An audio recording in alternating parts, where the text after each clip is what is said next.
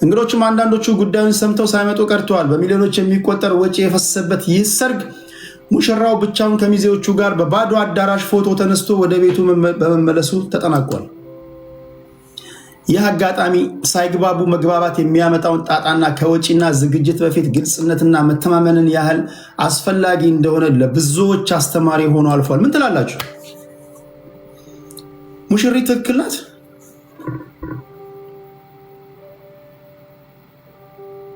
ክትፎን ማን በላው ታዲያ? ይሄ ጥሩ ጥያቄ ነው። ኢትዮጵያውያን ደስ የሚሉኝ አንዳንድ ሰዎች ሰው ያላሰበውን ያላየነውን አንግል የሚያዩ ሰዎች አሉ። አይ ቲንክ የሆነ ሪፈንድ የሚያገኝ ይመስለኛል። ሪፈንድ የሚሰጡት ይመስለኛል። ወይም ደግሞ ቴካዌ አድርገው ይሰዳ። ምን ግን የሙሽሪት ውሳኔ ትክክል ነው? እንመርመር ስትለው አልመረመርም ማለት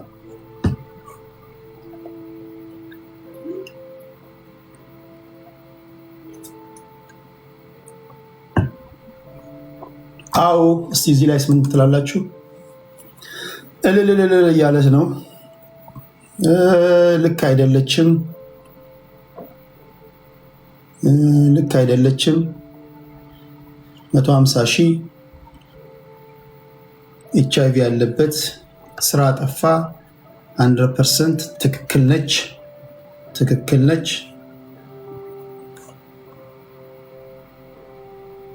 ችግር አለ ማለት ነው። ቴዲ ያያዘ ልደታ እየረገጠ ነው። ዲያስፖራው ኬት ነው የመጣው? ዲያስፖራው ኬት ነው? ዲያስፖራው ከሱዳንም ሊሆን ይችላል። ምን ችግር አለው? ዲያስፖራው ኬት ነው ማለት ነው? ዲያስፖራ ማለት እኮ ከሀገር ውጭ የሚኖር ማለት ነው። ሌላ ነገር አለ እንዴ? በነገራችን ላይ ኤርትራ ምኖራችሁ ወደ ኢትዮጵያ ብትመለሱ ዲያስፖራ ነው የምትባሉት። ታውቃላችሁ? ኤርትራ በሆነ አጋጣሚ ሄዳችሁ ቆይታችሁ ብትመለሱ ዲያስፖራ መጣ ነው የምትባሉት። ጅቡቲም ሶማሊያም ሄዳችሁ ብትመለሱ ዲያስፖራ ነው የምትባሉት። ዲያስፖራ ከየትም ሊሆን ይችላል። ምን ችግር አለው? ግን የሙሽሪት ውሳኔ እንዴት ነው? እሱስ እንዴት ነው? እዚህ ደረጃ ከመድረሳቸው በፊት ሰርግ ከማሰናዳቱ በፊት እንዴት ነው ያላወራት? ግን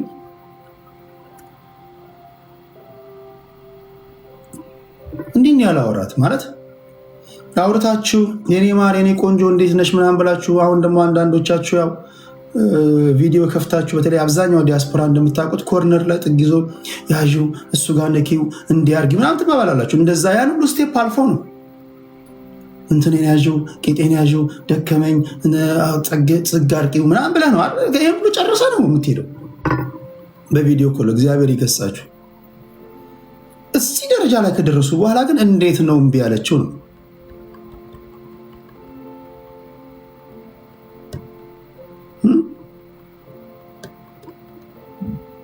ወይንም አንዳንድ ጊዜ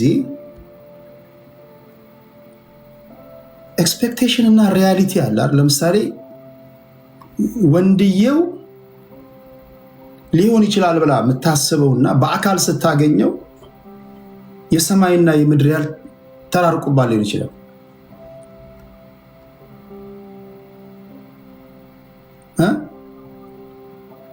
አንዳንድ ጊዜ እንደዚህ ነገር ገጥሟችሁ አቅም የጓደኞችም ተጽዕኖ ምናምን ሊኖር ይችላል።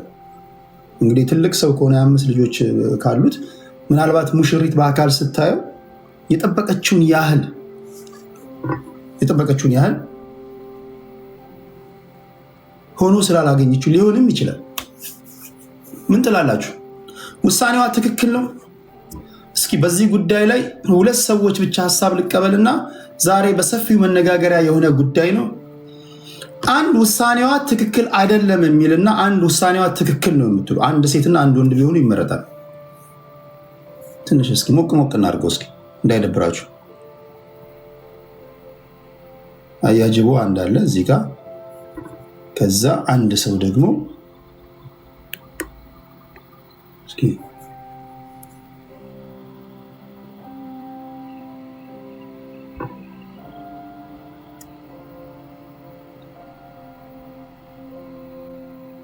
ቆይ እንደዚህ ላድርገው።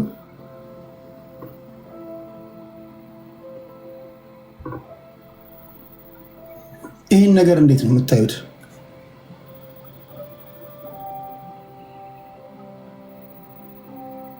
አንድ ዋንጋሪ ላስገባ። አንድ ሴት እስኪ አንድ ሙድ ያለች ሴት እስኪ በዚህ ጉዳይ ላይ የምታወሪ ቅመም ምናምን ጨው ምናምን መቀመም የምትችያለሽ?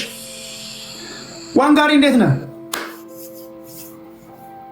ይሰማል? ይሰማል። በሳቅ ነው የገደለኝ። ይሰማል፣ በደንብ ይሰማል። እንዴት አየው? ይሄ መሀል አዲስ አበባ ላይ የተፈጠረ ክስተት ነው። 450 ሺህ ብር አውጥቷል ክትፎ ብቻ። መጨረሻ ላይ ሙሽሪት ቀርታለች። ውሳኔዋ ትክክል ነው ብለህ ታስባለህ? አዎ ከበቂ በላይ ትክክል ነው። ታሾፋለህ እንዴ አንተ? በዚህ ዘመን የጤና ምርመራ ስትጠየቅ ይሄን ሁላ ወጪ እያወጣህ ያላመንክበትን ጋብቻ ቀድመ ገንዘብ አፍስሰ የጤና ምርመራ ወሳኝ ነው። ዘመኑ የሚታወቅ ነው። ከብተዋል። ፐርፌክት ነው እውነት ከሆነ ምክንያታቸው ይሄ የኤችአይቪ ምርመራ ውጤቱ ከሆነ ሺዝ ራይት። ግን እዚህ ደረጃ እስኪደርሱ ድረስ እንዴት ነው ወሬ አያወሩ እንዴ? ማለት ሰርግ ደረጃ እስኪደርስ ድረስ እኮ በብዙ ነገር ትተዋወቃለህ ብዬ አስባለሁ። ዛሬ ገባ ከዛ ወዲያ ወደ ገደለው የገባ አይመስለኝም። አውርተዋል፣ ብዙ ነገር ይተዋወቃሉ። ስለ ሰርግ ፕላን አውጥተዋል። ሰርጉ የት ይደረግ፣ ምን ያህል ሰው ይታደም የሚለውን እንጂ ዝም ብሎ ሰርፕራይዝ ያደረጋት አይመስለኝም። ምናልባት ይሄ እንደ ምክንያት እንደ ዋነኛ መናገር የፈለገችው ነገር ኖሮ ነገር ግን እንደ ምክንያት ያበጀችው ሲሆን እንጂ እንዴት ነው የዛኑ ቀን የሰርጉ ቀን ካልተመረመረ የምትለው እንዴት ነው? ያን እንዳትል ኢንፎርሜሽኑ ውስን ነው። የወጣው ኢንፎርሜሽን ውስን ነው። እሱ ወጥቶ ይሄ አይደለም ዲፌንድ አላደረገም። የወጣው ኢንፎርሜሽን በቃ እንመርመር ነው። ሽማግሌዎቹ የዳኙት ተመርመሩ አትመርመሩ ነው።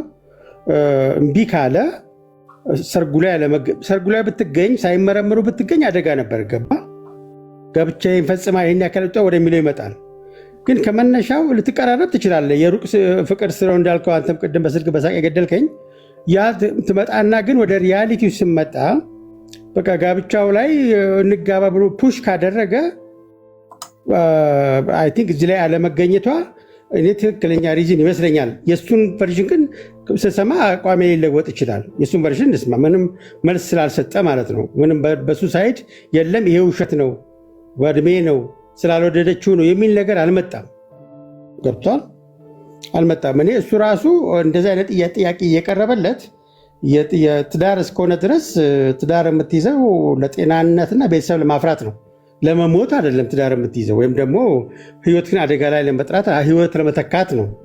ስለዚህ የምርመራ ውጤት ደግሞ የማይተዋወቁ ሰዎች፣ የተለያየ ዓለም የሚኖሩ ሰዎች መቋጫው ምርመራ ነው። አትሊስት የጤንነት ፕሩፍ ማድረግ አለብህ። የቀረበው ሙግት ይሄ ስለሆነ ይህንን ስላላስተባበለ ማንም እያስተባበለ ወገንም ስላላየው ይህን አትፌዝ ቫሊዩ ከተቀበልክ ሺዝ ራይት ብዬ ነው መደመድበው።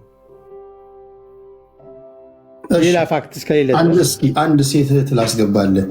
መቲ ጤና ይስጥልኝ፣ እንዴት ነሽ? ይሰማሻል ወይ? አለን ቴዲ፣ እንዴት ነህ? አለን። እንግዲህ ወንድማችን የወንድ ወገን ነው፣ እንዲህ ያለ በደል ደርሶበታል። ትክክል ነው ሙሽሪት ያደረገችው? እኔ ቴዲ ትክክል ናት እላለሁ። ለምን መሰለህ? ቅድም አንተ ስታብራራ ያው ዘንድሮ በቪዲዮ ምናምን ትላላችሁ ምናምን ብለሃልና ቅድመ ትውውቅ ግማሽ መንገድ የሚሄድበት ሁኔታዎች አሉ በዚህ ዘመን እንግዲህ እንደምናየው እና ማለት ክፉኛ ሳልተክሎበት ከመጣ ሊያጠያይቃት ይችላል። ልገባ የምትገምተው ነገርና የምታየው ስታገኘው ያየችበት ሁኔታ ለእሷ ሪስክ የምትወስድበት ከመሰላት ይሄ ቀላል ነገር አይደለም። ጥያቄ እና ታዲያ ይሄን ሁሉ ወጪ እስኪያወጣ ለምን ጠበቀችው ነው? አሁን ይህ ሰውዬ ሰርግ አሰናድቷል እኮ አይደል? መቼስ ቦታውን ታውቃለች። አስቀድማ ይህን ጥያቄ ወይም ከመምጣቱ በፊት ወደ ጋብቻ ከመግባታችን በፊት ግን እኔ እናንተ የኤችአይቪ ኤድስ ምርመራ እናደርጋለን ብላው ለምን ነው? እሺ ካለ ይመጣል፣ እሺ ካላለ ይቀራል። ይሄ ለምን ያላደረገችው? 11ኛ ሳላይ ለምን ነው የምንነግረው? ቴዲ አንዳንድ ጊዜ ያው ከፈረሱ ጋሪው የሚቀድምበት ጊዜ አለ። ሀሳብህ ይዋከብና በተለያዩ ነገሮች እንደዛ አይነት ሀሳብ ታስብና መጨረሻ ላይ ግን ውጤቱ ከባድ እንደሚሆን ስታስበው በቃ ይሄንን መውሰድ አልችልም ማለት በቃ የፈለገ ገንዘብ ይጥፋ እንጂ እኔ ራሴን አላጠፋም የሚል ነገር ላይ ልትደርስ ትችላለች። ጥያቄው መሰረታዊ ጥያቄው የጤና ጉዳይ ከሆነ ጤና እንመርመር ሲባል አይቻልም ጊዜው አይደለም ከተባለ የሆነ ሪስክ ውስጥ እየገባች ነው ማለት ነው። የሆነ ነገር ውስጥ እየተከተተች ነው ማለት ነው። ስለዚህ የፈለገ ነገር ቢሆን ህይወቷን መሸጥ አትችልም ለአንድ ቀን ሰርግ ብላ። ምክንያቱም ከዛ ቀን ጀምሮ ሚስት ነች። እንደ ሚስት ደግሞ በህግም በምን የምትገደደው ነገር ይኖራል ወዳ ለተገኘችበት ነገር። ስለዚህ እንዴት ሆኖ ሲንከባለል እዛ ቀን ላይ እንደደረሰ ብናቅ ደግሞ ሞር ጥሩ ነበር። ክሊርሊ ያ ነው። አሁን ለጊዜው ምንድነው የነገሩን HIV ኤድስ ምርመራ እናድርግ አለችው። ይሄ ሁሉ ወጪ አወጥቷል እሱ በጣም ብዙ ሚሊዮን ብሮችን ያወጣው። ነገር ግን ባለቀ ሰዓት ላይ ይኸው ለብሶ ከሚዜዎቹ ጋር ዘንጦ እየጠበቃት ቀረች። ኮልሚ ምን ትያለሽ አንቺስ? የተለየ ሀሳብ ያላችሁ እሷ ትክክል አይደለችም የምትሉ ምናልባት ካላየንበት አንግል ማሳየት የምትችሉ ኮልሚ ምን ትያለሽ? እንኳን ቢያወጣ ህይወቷን ሪስክ ያደርጋል። በቢሊየን እንኳን ቢያወጣ እንኳን ሚሊየን በቢሊየን ቢያወጣ የእሷን ህይወት ይመጥናል። ሁለቱን ቫሊዩ የምታደርገዋል። የፈለገ ወጪ ሊያወጣ ይችላል። እሱማ እኮ ህይወቷን እንትን አይልም። ግን አሁን እኔ የታይሚንጉ ጉዳይ ነው እኮ የታይሚንጉ በዚህ ሰዓት መሆን አለበት ወይ? ቴዲዬ እንዴት ነህ? አለው እግዚአብሔር ይመስገን። እንዴት ነሽ? አለው እግዚአብሔር ይመስገን። አድናቂ ነኝ፣ ብዙ ጊዜ እከተላለሁ። ምን ትያለሽ? ልጅቷ 100% ትክክል ነች። ብዙ ጊዜ ዲያስፖራዎች ጭፍን ናቸው። ኦኬ ጭፍን ስልህ ኢቭን ከነ ልጆችህ እያዩ ትዳር ለመጠየቅ ምንም አይመስላቸው። ከላይ ከበርህን ነው የሚያዩት።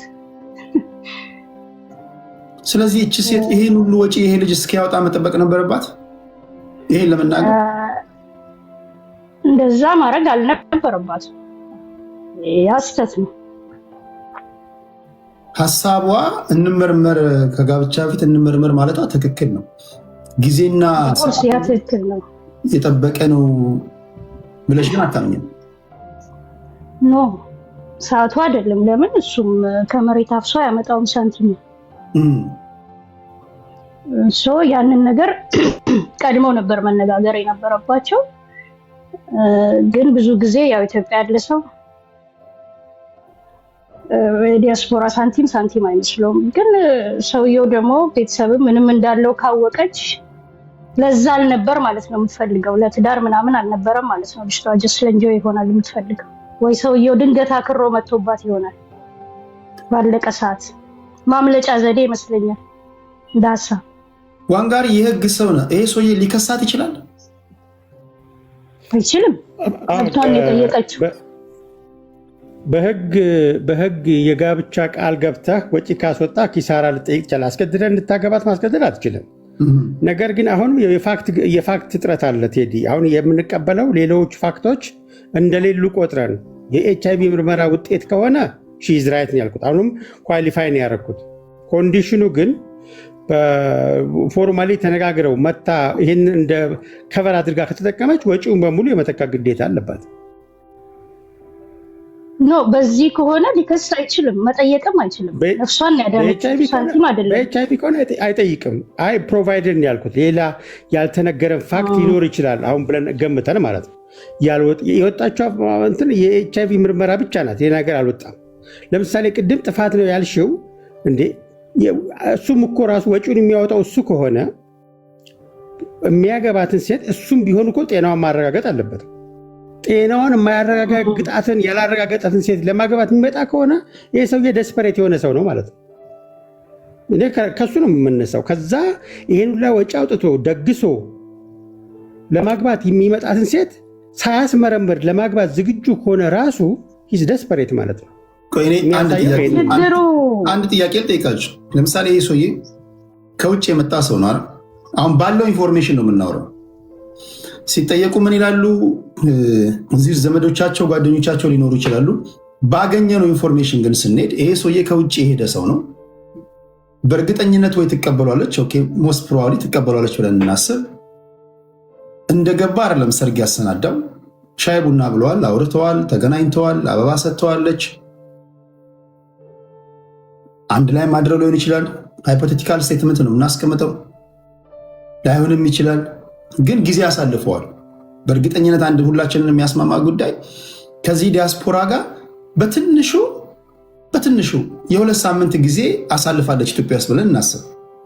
በዛ ሁሉ ጊዜ ውስጥ እንዲህ ያለ ጥያቄ ሳታነሳ የሰርጉ ቀን ከሆነ ያነሳቸው ይሄ ትክክል ነው?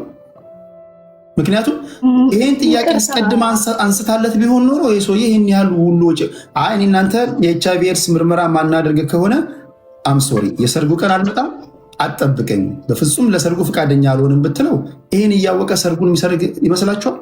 ለሰርጉ ወጪ የሚያወጣ ይመስላችኋል?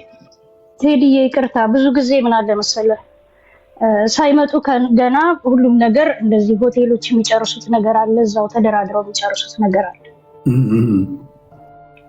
እሱም ሳይመጣ ላይክ ስታንድ ባይ ሆነው ማለት ነው።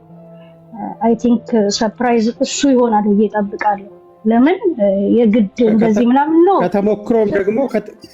ከተሞክሮ ብዙ ጊዜ እንደዛ ነው የሚያደርጉት። አሁን ሳይመጡ ገና ኢቭን ኪራይ ሚዜ ያለ ጊዜ የሚያተርፈው ቴዲ ኪራይ ሚዜ ያለ ዲያስፖራ ሊያገባ ወደ ኢትዮጵያ ሲመጣ ኢትዮጵያ ውስጥ ያለው አዲስ አበባ ያለውን ታሪክ የምነግርህ እያወራች ነው። ይቅርታ ይሰማል ቴዲ። ብዙ ጊዜ ከዛው ነው ሁሉን ነገር ጨርሰው ኢቭን አንዳንዴ ቤተሰብም ሳይተዋወቁ በኪራይ ሚዜ እሱም እሷም ምናምን አዲስ አበባ ላይ ያለው ነገር ይሄ ነው። ሆቴሉም ሁሉ ነገር ሬዲ ሆኖ ይጠብቃል። በቃ ሁሉ ነገር በኪራይ ነው የሚያልቀው። ግን ሽማግሌ ከተባለ ወይ ይሄን ነገር እንደ ሰርፕራይዝ አድርጋበት ነው እንጂ ሁሉ ነገር ግን የግድ አሸናፊ እንዴት ናችሁ? አለን እግዚአብሔር ይመስገን። ሰምቼዋለሁ ታሪኩን። ልጅቷ ልክ አይደለም የሰራችው። ኖርማሊ መጀመሪያውን ማስጠንቀቅ ትችላለች። ምክንያቱም አንዳንድ ሰዎች ሲያወሩ ሰምቻለሁ። ገንዘቡ እኮ ይተካል ምናምን የእሷ በሽታ ምናምን ነው። እሱም ስንት ዓመት ለፍቶበት ደክሞበት ያመጣውን ገንዘብ እንደቀላል እንዲያጠፋችበት ማየቱ ልክ አይደለም። ኖርማሊ የእሷም የመመርመር መጠየቅ መብቷ ነው። እሱም ደግሞ ይሄን ያክል ወጪ አውጥቶ የመክሰር ግዴታ የለበትም። ሶ ጠብቃ አንድ ቀን ሲቀረው ወይም ደግሞ መጨረሻ ሰዓት ላይ መቅረት አይ ዶንት ቲንክ ሶ ልክ የሆነ ነገር። መጀመሪያም ቀድማ ማስጠንቀቅ ነበረባት ማለት ነው እንጂ ገና ለገና ምርመራ ስላልተመረመረ ተብሎ ይሄን ያክል ፕሮግራም ተዘጋጅቶ ማስቆም ልክ አይመስለኝም በራሴ። ስለዚህ አጥፍታለች። እሷ ጥፋቷ የእሷ ሳይድ ስቶሪ ይኖራል ምናልባት ማናቀው። ላይፏን እኮ ነው እያስያዘች ያለችው። ምን ማለት ነው? ልክ አይደለች። ገባኝ። አይ ላይፏ ስለመሆን እኮ አይደለም ዋናው ነገር። ቀድማ መናገር ትችል ነበር ነው ማለት። ለምሳሌ አሁን አንቺ መቼም የሰርግ ፕሮግራም በአንድ ቀን ነው የሚዘጋጀው አይደለም እኮ አይደል? ቀናቶች፣ ወራቶች ይፈጃል። ሶ በዛ ፕሮሰስ ውስጥ እርግጠኛ የምርመራ ካልመጣ እኔ ማግባት አልችልም አልፈልግም እቀራለሁ ብላ ብታስጠነቅቀውና ሲሪየስ ብታደርገው በእርግጠኝነት እሱ መክሰር የሚወድ አይመስለኝም። ሶ ግን ጠብቃ መጨረሻ ላይ ፍራስትሬትድ ሆና ላስት እንትን ላይ መቅረት ግን አይ ዶንት ቲንክ ሶ ልክ አይደለም። ታግባው ግዴታ አይደለም። ለምሳሌ ካልተመረመረ ታግባው አይደለም፣ ግን ማስጠንቀቅ ነበረባት ብዬ ነው የማስበው። ምን ትላላችሁ? እኔም እንደዛ ነው የማስበው። ምክንያቱም እሱ የከበደው ቀላሉ ነገር አሹ ጥያቄ ልጠይቀው እስኪ ተጠያይቁ። እስቲ አሹ ሁለት ጥያቄ ልጠይቅህ። በመጀመሪያ ደረጃ አሁን አዲስ አበባ ከዲያስፖራ የሚመጡት ጋብቻ እንዴት ነው የሚፈጽመው የሚለውን ፋክት ላስጨብጣችሁ። እኔ አሁን ካለ የተሞክሮ አንግል ጋብቻው አንድ ቀን 2 ቀን ሲቀረው ነው የሚመጡት። ለምን? ለጫጉላ ጊዜ፣ ለመልስ፣ ለቅልቅ፣ ለምናምን በቂ ጊዜ እንዲኖራቸው ዲያስፖራዎች ጊዜያቸው በደንብ ለመጠቀም ጋብቻውን ሴሬሞኒ ለመፈጸም 1 ቀን 2 ቀን ሲቀረው ነው የሚመጡት። ኖርማሊ በአብዛኛው ማለት ነው። መጠቀም የሚፈልጉት ለህኒሙን ነው። እኔ ታሳቢ የማደርገው እሱን ነው። 15 ቀን በፊት ተገናኝተው ነበረ ምናምን የሚለውን እንትን አላምንበትም ከውጭ ከመጣ ማለት ነው። እንግዲህ ይህን ፋክት አስዩም አድርገን ከሄን አሹ እሺ፣ እሷስ አለመጠየቋ ጥፋት ይሁን። እሱ ኤችአይቪ ሳያስመረምር ለማግባት መምጣቱ ትክክል ነው የምትለው? እሱ ኃላፊነት የለበትም? ኃላፊነት አለበት። ልክ ነህ እኮ መመርመር አለበት፣ ግዴታ ነው። መመርመር አለበት። አለመመርመራቸው እንዳልተመረመሩ እያወቁ ቢጋቡ ቢጋቡ አብረው የመተኛት ህግ ያስገድዳቸዋል። ጋብቻ ፈጽመ አብሬ ያልተኛ ማለት አትችልም፣ ህግ ያስገድዳል። እቺ ልጅ ህይወቷን ብዙ ወጪ ስላወጣ የእሷ ህይወት በገንዘብ ነው ሊተመን የምትችለው? እንዴት ነው ስህተት ሊሆን የሚችለው? ፋንዳሜንታል አይደለም ስህተቱ የሆነ ጋር አልነበረም ወይ? እንደው እሷን ብቻ ህይወትን በገንዘብ እየተመንኩ አይደለም። ዋንጋሪ እያወራ ያለሁት ትዳር ማለት በሁለቱ መካከል ዲል አድርገው የሚገቡት ነው አይደለም? ስምምነት ነው አይደል? ሰው ተስማምተው የሚገቡ ከሆነ የእሷን ፍላጎት የእሱን ፍላጎት ተከብሮ ተስማምተው የሚገቡበት ትዳር ነው አይደል? ስለዚህ መጀመሪያ የምርመራ ጉዳይ ከተነሳ አሁን አንተ ያልከው ለምሳሌ አንድ ቀን ሁለት ቀን ሲመጣ ሌላው ዲያስፖራ ሊያደርገው ይችላል። የዚህን ሰውዬ ግን ሀሳብ አናውቅም፣ ምን እንደተፈጠረ ገባ? የተነገረን ዜና ጀስት መጨረሻ ላይ መቅረቷን ብቻ ነው። ከዛ በፊት ደግሞ ጀስት ምርመራ ምናምን እንደምትፈልግ መጠየቋን ነው የተነገረው ማለት። ግን አሁን እያወራን ያለ ነው እሱ መጨረሻ ላይ ልክ ሰዓቱ እስኪደርስ ባለው ጊዜ ውስጥ ምን ያክል ነገር ጥራ ነው፣ ምን ያክል ነገር አድርጋ ነው፣ ምን ያክል ነገር አስጠንቀቃ ነው መጨረሻ ሰርጓ ላይ ልትቀር የቻለችበት ዋነኛው ምክንያት እንጂ ገንዘብን ከጤናዋ ጋር እያነጻጸርኩ አይደለም። እኔ ቅድም ያወራሁት ምንድን ነው ቢከስስ ችግር አለው ገንዘብ የእሷ ጤናዋ አይደለም። አውርተዋል፣ ግን ስለ ምርመራ አላወሩም። መጨረሻ ቀን ላይ ምርመራ ጥያቄ ይሽ ሆነ።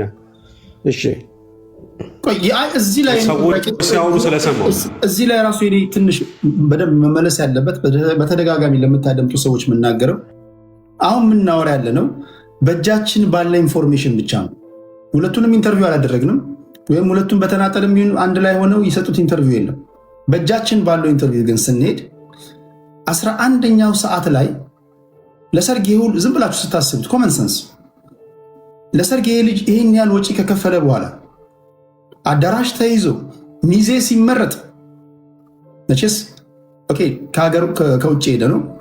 አንዳንድ ለእሷ ሚዜዎችም የሚያወጣ ወጪ ሊኖር ይችላል፣ ለፀጉሯ ምናምን ሊኖር ይችላል፣ ወይም ላይኖርም ይችላል ብለን እናስብ። ይሄን ሁሉ ግን ሲያደርግ አንድ ሁላችንን የሚያስማማ ነገር ከእሷ እውቅና ውጭ እንዳልሆነ ግልጽ ማር ሚዜ ሲመርጥ አዳራሽ ሲመርጥ ኦብቪየስሊ ሀገሩ የምታውቀው እሷ ናት፣ እሱ እንግዳ ነው፣ እዚኛው አዳራሽ ትላለች። ወይም ደግሞ አስቀድማ መርጣ ሊሆን ይችላል፣ አዳራሽ ሆቴል መርጣ ሊሆን ይችላል። ይሄን ሁሉ ፕሮሰስ ያለፉ ጥንዶች ባለቀ ሰዓት 11ኛው ሰዓት ላይ ኮዟ እንኳን ሌላ ቢሆን ይሄንን እንደ ምክንያት ማድረግ ተገቢ ነው? ትርጉም ይሰጣል? እንመርመር አልኩት ነገር እስኪ ቆይ ይርታቸው ገብቷል። ፖለቲካ አይደለም ማህበራዊ ጉዳይ ነው።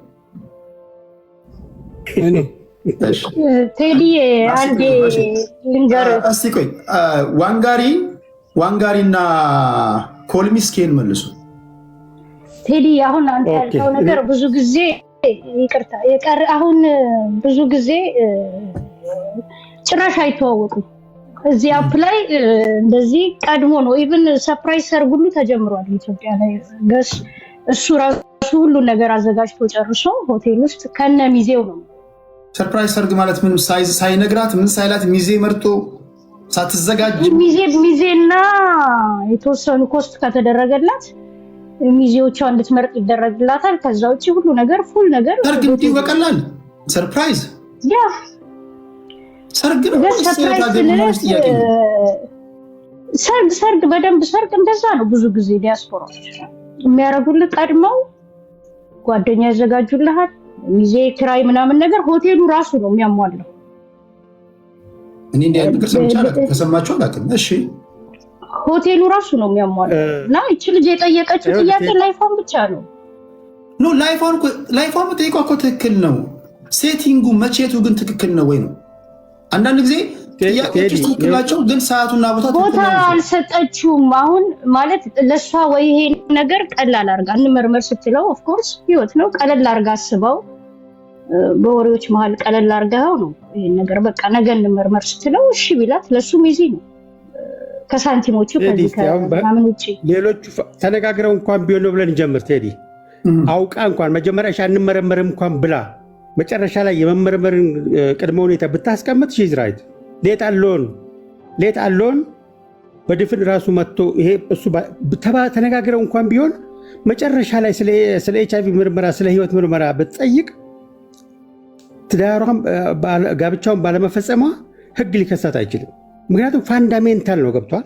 የጤና ጉዳይ በጋብቻ ላይ ፋንዳሜንታል ነው። መጀመሪያ መጠየቅ ነበረበት። መጀመሪያ ስላልተጠየቀ አሁን ይታለፍ ማለት አትችልም። ፋንዳሜንታል ነው የጤና ጉዳይ። የኤችአይቪ ጉዳይ ወሳኝ ጉዳይ ነው። ኢቭን እንኳን ተነጋግረ ሀሳቧን እንኳን ብትቀይር መብት አላት በዚህ ኢሹ ላይ። ምክንያቱም ይሄ በጣም የምትጋባው በሰላም በጤና አብረህ ለመኖር ነው እንጂ ኢቭን አንዳንድ ተጋቢ በሽታ እንዳለበት ደብቆ በወንጀል ሊጠየቁላ ይችላል እሱ ራሱ። ለምሳሌ ኤችአይቪ እያለበት ባለመናገር ለምን ፈራ የሚለው ጥያቄ ተተነው ካለበት ካልነገራት ራሱ በህግ ይጠይቃል። ጋብቻ ስለሆነ በግልጽ ተነጋግረህ ይሄ ፋንዳሜንታል ጥያቄ ስለሆነ ኢቭን እሺ ብለው እንኳን መጥቶ ቢሆን ኖሮ ሀሳቧን ብትቀይር በወንጀል ልጠይቃት አትችልም። ሞራሊም ልትከሳት አትችልም ይችል ልጅ። እሱም ራሱ ለትዳር ከመጣ የእሷም ጤንነት እኮ ሊያሳስበው ይገባል። ለምንድነው ኢሹ የማያደርገው? እሱ ራሱ በቃ ያገኘው ነው የሚያገባው። ይሄ ከውጭ ከዲያስፖራ ስለመጣ አንተ ኢሚዩን ነህ ማለት ነው? ምን ማለት ነው? ይሄ እኮ በጣም በጣም ሞራሊን ካሰብከው እንዲያል አስተሳሰብ በጣም ሮንግ ሲግናል የሚያስተላልፈው ለወጣቱ። ዲያስፖራ ስለሆነ ጤናማ እንደሆነ ግምት ሊወሰድበት አይገባም። ኢቭን እሺና በቃ ይሁን አንመረመርም እንኳን ብሎ መጥቶ ቢሆን ኖሮ አይ የህይወት ጉዳይ ነው ብላ ሀሳቧን ብትቀይር ሞራሊም ሌጋሊም ትክክል ናት። ወሳኝ ፋንዳሜንታል ስለሆነ ማለት ነው ጥያቄ ልጠይቀው አንጋሪ ቴዲስ መቼም ፕሮሰስ ተደርጎ 3 ወር ነው የሚፈጀው ኖርማሊ ለማወቅ አይደል? የምን ኤችአይቪ ምርመራ ማለት ነው። አይ ኤችአይቪ አሁን በሰዓታት ውስጥ ታውቃለህ። ቴዲ ሚዩት ነው። አሁን ቴክኖሎጂ ተራቋል። ኤችአይቪ ወዲያው ነው የምታውቀው። 3 ወር ነው እንዴ ኢትዮጵያ ውስጥ? አድቫንስ ማለት ፋይናል ሴክሹዋል ግንኙነት ካረክበት 3 ወር ነው የሚታሰበው የሚታወቀው። 2 ወር ኦኬ። ከዛ በፊት አይታወቅም። 2 ወር 3 ወር ይታወቃል። በ3 ወር ሽማግሌ ለምሳሌ ወረቀቱ ከ3 ወር በፊት ያምጣ ይባል ነበረ። አሁን ያ የቴክኖሎጂ ተራቀቀና እዛ ወጣትን ሰጠ ደምን ወስዶ ውጤቱን ፖዚቲቭ ኔጌቲቭን ያስቀምጥላል። ቴክኖሎጂ በጣም ተራቋል ነው እሱን ለማወቅ ማለት ነው። እንዴ ቆይ ጥያቄ አለ ይላሹ ነገር ነው። አሹ ኤችአይቪ ብቻ ነው እንደሚያስፈራ? በጣም የሚያስፈሩ ከኤችአይቪ በላይ የሆኑ እኮ ተላላፊ በሽታዎች እኮ አሉ። በቃ አሁን አይደል እሱ ብቻ አይደለም ኤችአይቪ ብቻ አይደለም ጉዳዩ። እንትን እኮ መቼ እኮ አይመርመሩ አልወጣንም እኮ ነው እኔም ቴዲ እኮ አይደል ቴዲ አይመርመሩ አልወጣንም። ለምን ጠየቀችው እኮ አለ የለም። የኔ ጥያቄ እኔ አሁን አንድ ግራ ይገባል። ይሄ ሰውዬ ሙሽራው ይሄን ያህል ወጪ እስኪያወጣ ድረስ ለምን ጠበቀችው? አሁን ቴዲ ይሄ ጥያቄዎች ራሱ ያስነሳል። ይሄ ነገር ለምን ጠበቀች የሚለው ለምሳሌ እንዳልኩክ ነው ቅድም። አሁን ይሄ ሰውዬ ምናልባት ሌላ የምናውቀው እውነተኛ ታሪክ አለ። ለምሳሌ አካላቸውን ሸፍነው ምናምን የተለያዩ ምልክቶች እያሉ ገንዘብ የሆነ ጊዜ ዋጋ የሚያጣበት ጊዜ አለ። ገባ ለፍተህ ብትሰራውም ቅድማሹ እንዳለው የሆነ ነገር ከህይወት ከጎደለ የተለያዩ እክሎች በህይወት ከገጠሙ ገንዘብን ዋጋ ማትሰጥበት ግን ሜቢ ሪቨንጅ በህይወት ካለ የሆነ ነገር ማጣት የማትፈልግ ከሆነ የተለያዩ ሀሳቦች ሊኖሩ ይችላሉ ወደፊት የሚገፋበት። ግን እቺ ልጅ ደግሞ እንደው አሁን በዝርዝር ስላልሰማነው ነገሩን እቺ ልጅ አሁን ሌላ መሰረታዊ ጥያቄዎች ይኖሯታል ወይ ደግሞ ስታየው ይሄን ነገር በቃ መግፋት የለብኝም የሚል ውሳኔ መወሰና እኮ ሊሆን ይችላል። እሺ ኦኬ ሰርጉ ላይ ይገኛሉ ተበለቀስ ልጇ እኮ ሰውየው እሺ የእናንተን ምሰልኩ ስፋሊ ምሰድና ሙሽራው ኦኬ አሁን ሰርግ ላይ ነኝ ከሰርጉ በኋላ እንመረመራለን ለምን አላላችሁም? ለምሳሌ ከጋብቻ በኋላ ምንም አይነት ግንኙነት አናደርግም፣ ይሄን ያህል ወጪ አውጥተሃል፣ ይሄ ሁሉ ገንዘብ እንዲባክን አልፈልግም፣ እንድትከስርም አልፈልግም። ግን አንድ ነገር የምነግርህ ጋብቻውን እንፈጽማለን፣ ከጋብቻው በኋላ ግን ምርመራ እናደርጋለን። ምርመራ ለማድረግ ፈቃደኛ ካልሆንክ በገዛ ፈቃድ ትዳርን እንዳፈረስክ ቆጥረና አልፈልግም ለምን አትለውም? እፈታለሁ ለምን አትለውም?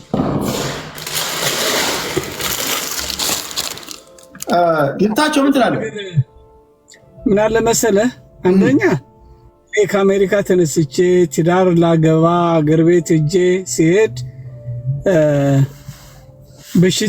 በሽተኛ ይዞኝ ኤድስ ያላቸው ልጆች ለመውለድ አይደለም።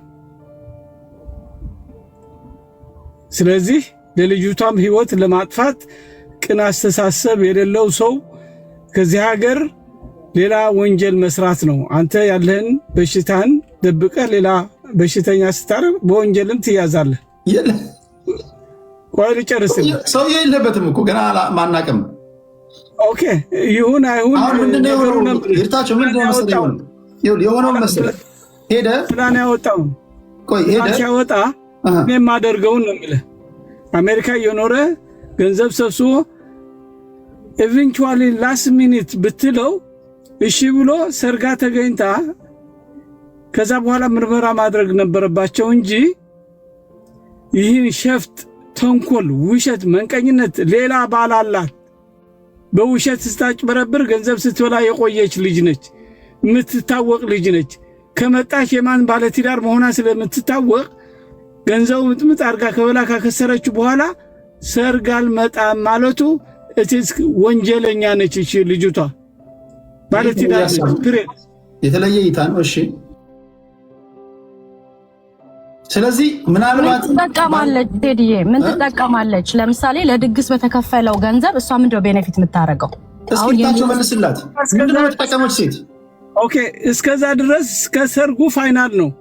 እስከዛ ድረስ እኮ ገንዘብ እየላከላት እየበላች እያጌጠች እያደርጋለሁ ወዳለው እያለች ስትመጠምጠው ቆይታለች። ፋይናል እንትን ያመጣችሁ ግን ምንድነው መገኘት ያልፈለገች ባለትዳር ነች።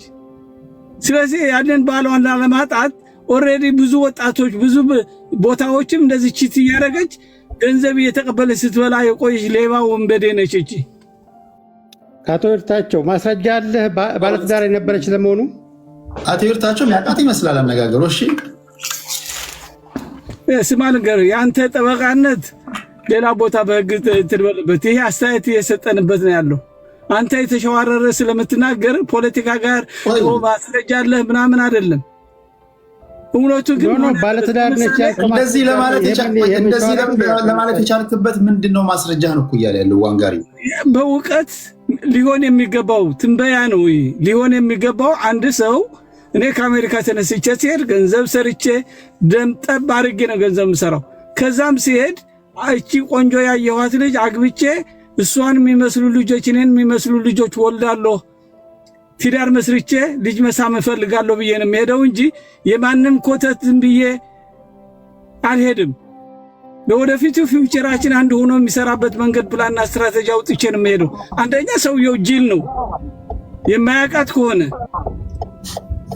ከዚህ በፊት ቤተሰቦቿ ጓደኞቿ ስፕራይዝ የሚደረገው እኮ ላገባሽ ነው ሳትል ስፕራይዝ ታደርጋለህ እንጂ እንደዚህ ያለ ጅልነት ምን ያህል የኢትዮጵያ ሕዝብ እንደወደቀ የኢትዮጵያ ወጣት እንዴት እንደተራከሰና እንዴት ማጭበርበር እንደበዛ ውሸት እንደበዛ ነው የሚያሳይ። ፖለቲካሊም ሆነ ፊዚካሊ ኖርማሊ ያልሆነ አዱቱት ኢትዮጵያ ውስጥ ተፈጥሯል። ከመሪው ጀምሮ እስካሁን ያለው እስከ ጠበቃው ድረስ ማለት ነው። ስለዚህ ኦነስም ለመሆን እኔ ትዳር ላገባ ከሆነ ተዋወቅኳት፣ ኦንላይን የተዋወቅኳት ፎር ኤግዛምፕል ከዛ በኋላ ልመጣ ነው።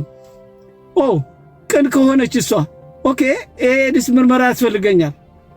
እኔ አንተ ተመርምረህ ከዛ እኔም ተመርምሬ እዚህ በዚህ ሰርጋችን ቅርብ ስለሆነ ጊዜ ስለሌለን በዚህ ጊዜ ስለሆነ አጭር ስለሆነ እዚህ ምርመራው ምናምን ጊዜ ስለሌለ አንተ እዛው ተመርምረህ ይዘህ መሄድ፣ እሷም እዛ ተመርምራ ይዛ መሄድ ትዳር መመስረት ነው። የእውነት ቢሆን ኑሮ አሜሪካ ለመምጣት ግን ሀብታም የሆነ ባል ሌላ ምታጭበርብራቸው ስላሉ እንዳትታወቅ እቺ ልጅ አልመጣም ብላ ቀረች። ያንን ስራዋ ሰራች፣ ሰውየው አስተጓጎለችው፣ ገንዘብ ከሰረ። እሺ ለእርታቸው የምትመልሱት መልስ አለ? ከእርታቸው መልስና ጥያቄ አለኝ እኔ ጥያቄ ሳይሆን የእናንተን አስተያየት አስቀምጡ። እዛው እንትን እንዳለን አንድ ሁለት ዙር ብቻ ነው የምቆይ በዚህ ጉዳይ ላይ። እሺ ያንተን ሀሳብ ስተነሽ ቀደም የሶስት ወር ያልኩት የሶስት ወሩ ምርመራ 3 ወር ይወስዳል ሳይሆን አባባሌ አንድ ሰው የመጨረሻ ግንኙነት ካረገ በኋላ ቫይረሱ የሚታወቅበት 3 ወር ተጠብቆ ስለሆነ ነው እንጂ ምርመራው በ30 ደቂቃ ይታወቃል። እሱን ለማለት ፈልጌ ነው፣ ክሊር ለማለት ነው።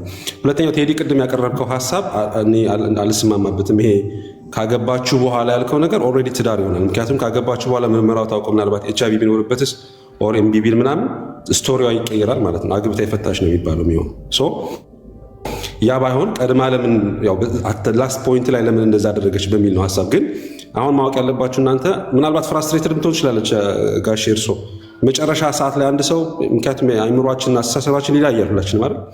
ጠብቃ የመጨረሻ ትዳሯ ላይ ሲደርስ ደንግጠው የሚጠፉ ወንዶችም እኮ አሉ፣ እናውቃለን። ከዚህ በፊት ወንዶች ራሱ እኮ ሰርጋቸው ለሚቀሩ ወንዶች አሉ፣ እንሰማለን። ታሪኩ ሌላ ቢሆንም ማለት ነው። ልትደነግጥ ትችላለች። የመጨረሻ ፖይንት ላይ የምታደርገው ነገር ነው። ግን ያም ስላደረገች ልክ ነው ማለት አይደለም።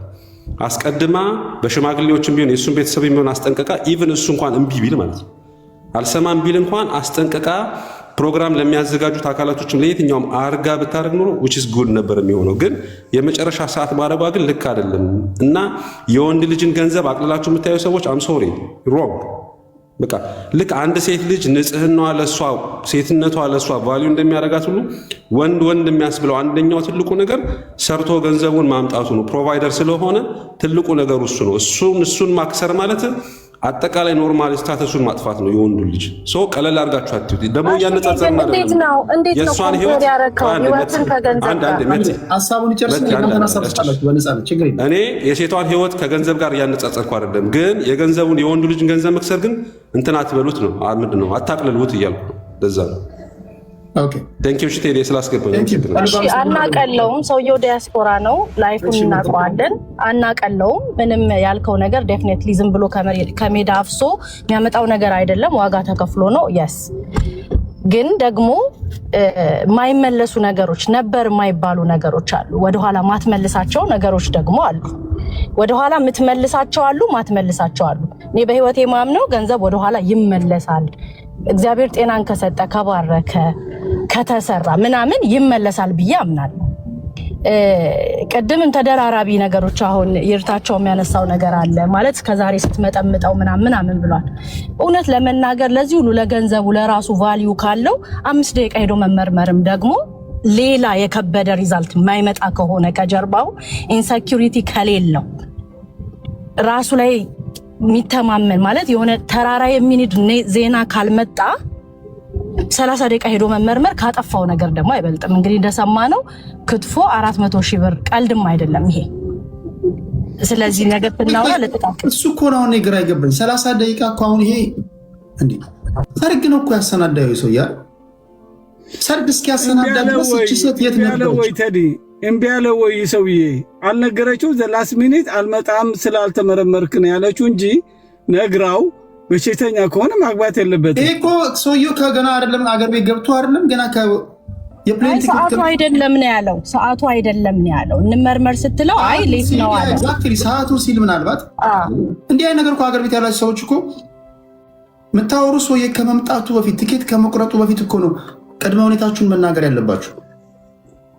ዲያስፖራው ዝም ብሎ ገንዘብ ይዞ መጥቶ ሰርግ እስኪሰርግ ድረስ ሌሎች ነገሮችን ማጭበርበር ነው የተሰራው ስራ ማጭበርበር ነው ሰውየው። ቴዲ እኔ በጣም የአማራ ፖለቲካ ያልተመረመሩ ሰዎች ገብተውበት እንደበጠበጡት ሁሉ አሁንም ያልተመረመረ ዛሬ መስረት የሚሉ ይፍታቸው በጣም ይገርማል። እኔ ማስረጃ ነው የጠየቁት። እቺ ልጅ ባል አላት ስላለ ትልቅ ሰው ነው ይርታቸው።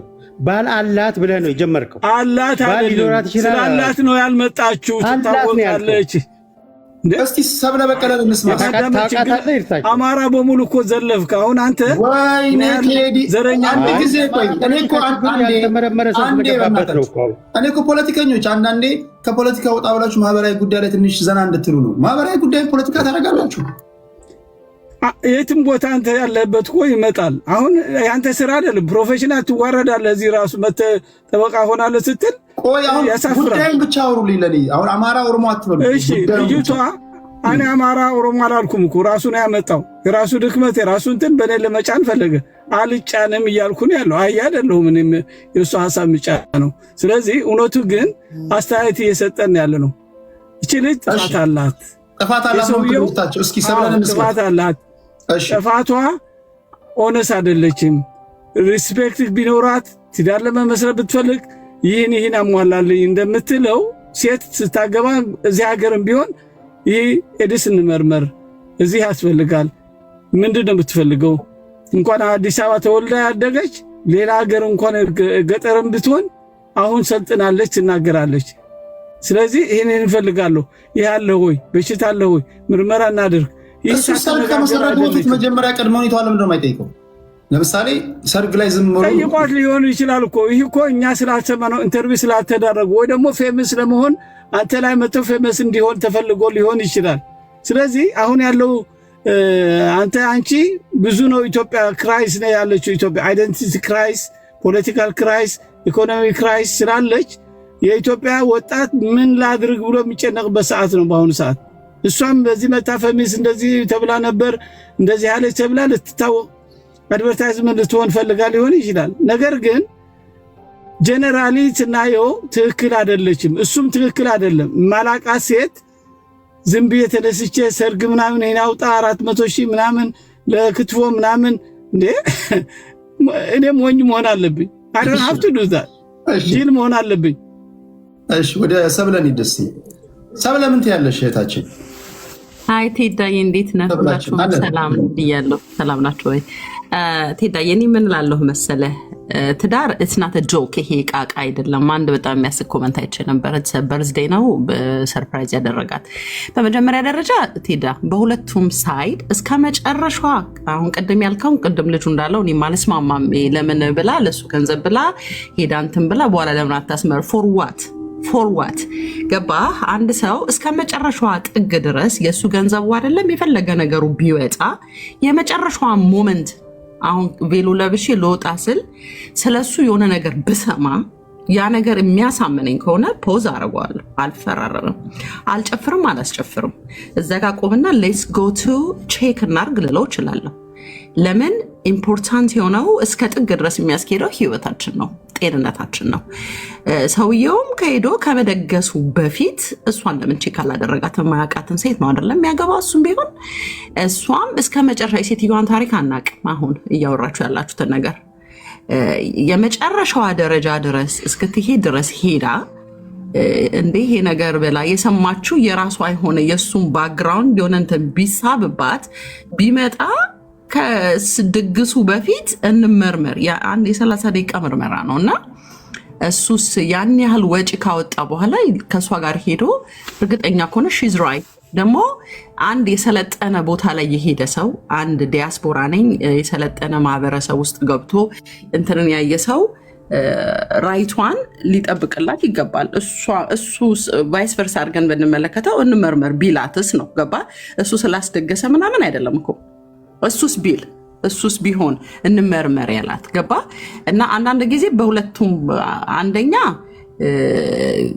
እችን ሴት አናቃትም ማን እንደሆነች የምታወሩትን ታሪክ እኔ ብዙም አላውቀውም። ግን አሁን ቴዲ አንተ ከተናገርከው ተነስቼ ነው እና ሰውየው ከተናገረው ባላላት ባሌላትም እንዲናት ባለጌናት ምናምን ማናውቀዋት ሴት ስለሆነች በዚህ ልክ ልትብጠለጠል አይደለም ነው ኤድስ ያለባት ሴት ኤድስ ያለባቸው ልጅ አንድ ቆንጂትዬን ሴት ያገኝቼ እኔ አግብቻት ምናምን እኔ ዳያስፖራ ነኝ ገንዘቤን ይዤ መጥቼ አንድ የሚያማምሩ ቆንጆ ኤድስ የሌለባቸው ልጆች ላስወልድ ነው የመጣት። በመጀመሪያ ልታስወልድ የምትሄዳትን ሴት ሲጀመር መታወቂያ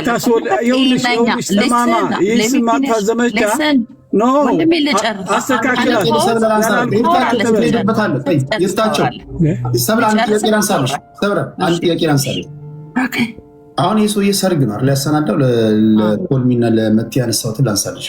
ይሄ ሰውዬ ሚሊዮን ብሮችን ያወጣው ለዚህ ሰርግ ለክትፎ ብቻ እስከ 450,000 ብር እንዳወጣ ሰምተናል። 11ኛ ሰዓት ላይ ባትነግረው ኖሮ አስቀድማ ነግራው ቢሆን ኖሮ ሰርግ የሚባል እንዳታስብ አስቀድመን እናንተ ኤችአይቪ ኤድስ ምርመራ ሳናደርግ ምንም አይነት ሰርግ ከዛ በፊት እንደው ሽምግልና ምናምን ሁሉ አልፈዋል እንዴ?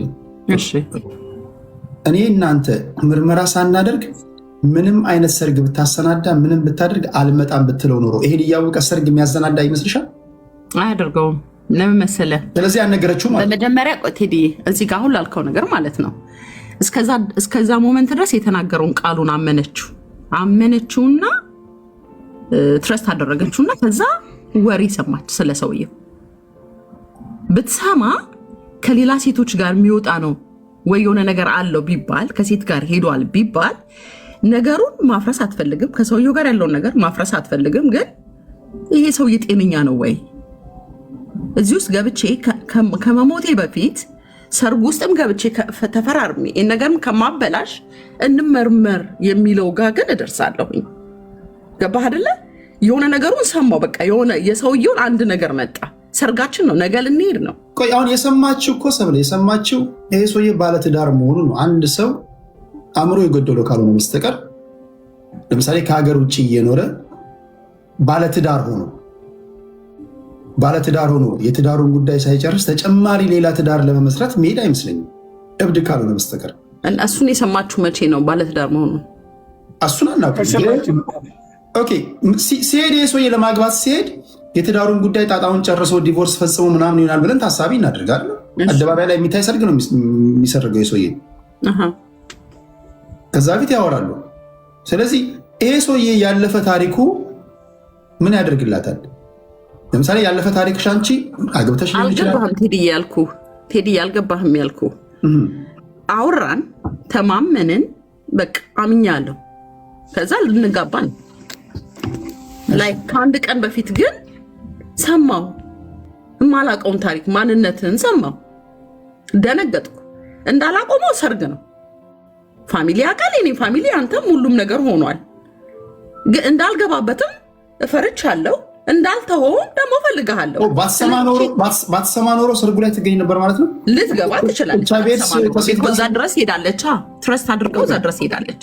ስለዚህ የሆነ ነገር ስለሰማች ነው ኤችአይቪ እንመርመር ያለችው እንጂ ባትሰማ ኖሮ ትተኛ ነበር ወይም ደግሞ ታገባው ነበር ማለት ነው። ሰርጉ ላይ ትገኝ አምነዋለች፣ ትረስት አድርገዋለች ያ እንጂ አሁን ባለችው መሰረት ሌላ ሰው ጠላት አሁን ነግሯት ከሆነ እንደዚህ ሰምቻለሁና መጀመሪያ ኤዲስ ሄደን ተመርምረን እንምጣ ብላ መጠየቅ ለምን አልቻለችም?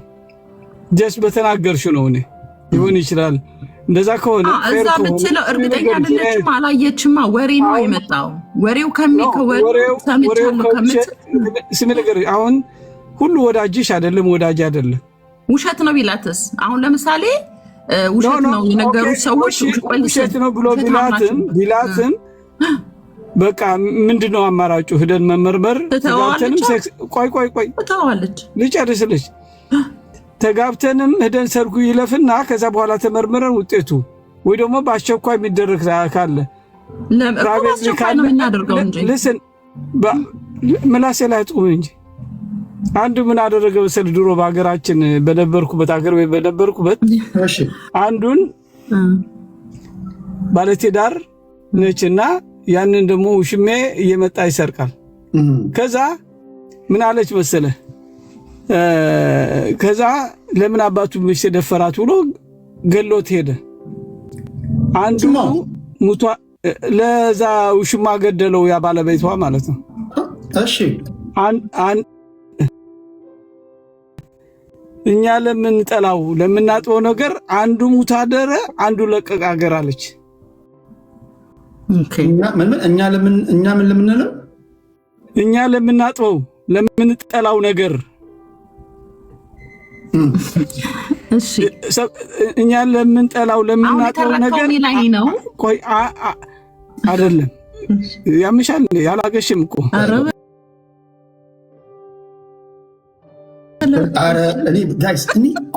ማህበራዊ ጉዳይ እየተጫወትን እየተሳሳቅን እየተከባበርን ማውራት አንችልም? እንዲ ሳንስተዳደር ጋይስ እንከባበር እንጂ እየተከባበርን እናወራ። ይርታቸው አላስፈላጊ ነገሮችን አትናገር። ሰዎችን ጀነራሊ የተባለው እኛ ለምንጠላው ለምናጥበው ነገር አንዱ ሙታደረ አንዱ ለቀቅ አገር። እንግዲህ ሰውየውን ሲገል ቤተሰቦቹ እንዳይገሉት ሰውየውም የገዳዩም ተባረረ፣ ከሀገሩ ለቆ ወጣ። ስለዚህ ተነጋግረህ መጀመሪያ ችግሩ መፍታት ሲገባ ናና ሰርግ ደግስ ምን አድርግ። ከዛ በኋላ ኢቨንቹዋሊ ላስት ሚኒት ትዳር ለመመስረት ስለሆነ ኤድስ ቴስት እናድርግ ብትለኝ ኦኬ እናደርጋለን። ከፈለግሽ ይሄ ነገር የሱ ኃላፊነት አይደለም እንዴ? አሁን እሱ አስጠይቀው ጠየቃችሁ ነበር። ለምሳሌ እሱ ሲሄድ ራሱን አውቆ መሄድ የለበትም? እኔ ራሴን አውቄያለሁ። ኢትዮጵያ ነው ያንተን ፓርት ወንድሜ፣ ቆይማ ያንተን ፓርት አንተ ለምንድን ነው ለእሷስ በእሷ ጎን ልትቆም ያልቻልከው? ወንድ ስለሆንክ ነው? በእሷስ ፓርት እስከ መጨረሻዋ ደቂቃ የህይወቷ ጉዳይ ሊስን ቆይ አዳምጣ ሰማሁ እኮ እስከ ተረት የእሷም ህይወቷ ነው። ትዳር እስከ መጨረሻው እስከምንፈራረምባት ደቂቃ ድረስ ባልና ሚስት አይደለንም። ምግቡ ሊፈርስ ይችላል፣ የወጣው ገንዘብ ሊፈርስ ይችላል፣ ልትቀጣ ትችላለች፣ ምናምን የሚመጣው ነገር ሊመጣ ይችላል። ግን እስከዛ ሞመንት ድረስ ይሄ ጥያቄ ሲጠየቅ እሱ ስለምን ነገሩን ቀልል አድርጎ ኦኬ ፖዝ እናድርገው ብሎ ለምን ሄዶ መመርመር አልቻለም ነው? ለምናምን ሺህ ብር ለክትፎ ያወጣው ሰውዬ በደቂቃ በ30 ደቂቃ ውስጥ ይሄንን ነገር ሶልቭ ማድረግ የሚቻለው አንደኛ ስለ ገንዘቡ አልተናገርኩም እኔ መጀመሪያ ለምን ያንን ማድረግ አልቻለም? አሁን ቴዲ ከሚናገረው መልሹ ራስሽ መልሹ። ታዲያ እንደዛ ከሆነ እኔ ልናገራ ምላሴ ላይ አትቁም እንጂ ስነ ስርዓት ነው። አዳምጠኛም ጥያቄን መጀመሪያ ጥያቄ መልስላት። አትናገር ይበላት መልስላት ከሆነ አንደኛ በጠየቀችው መሰረት እህታችን ምንድን ያለችው ስለ ገንዘብ አልተናገርኩም ነው። እኔ ገንዘብ ስላልተናገርኩ በገንዘብ አይደለም። ነገር ግን ከዚህ ተነስቼ ፎር ኤግዛምፕል ብዬ በራሴ እየገመትኩ እንትን ያልኩ ነው።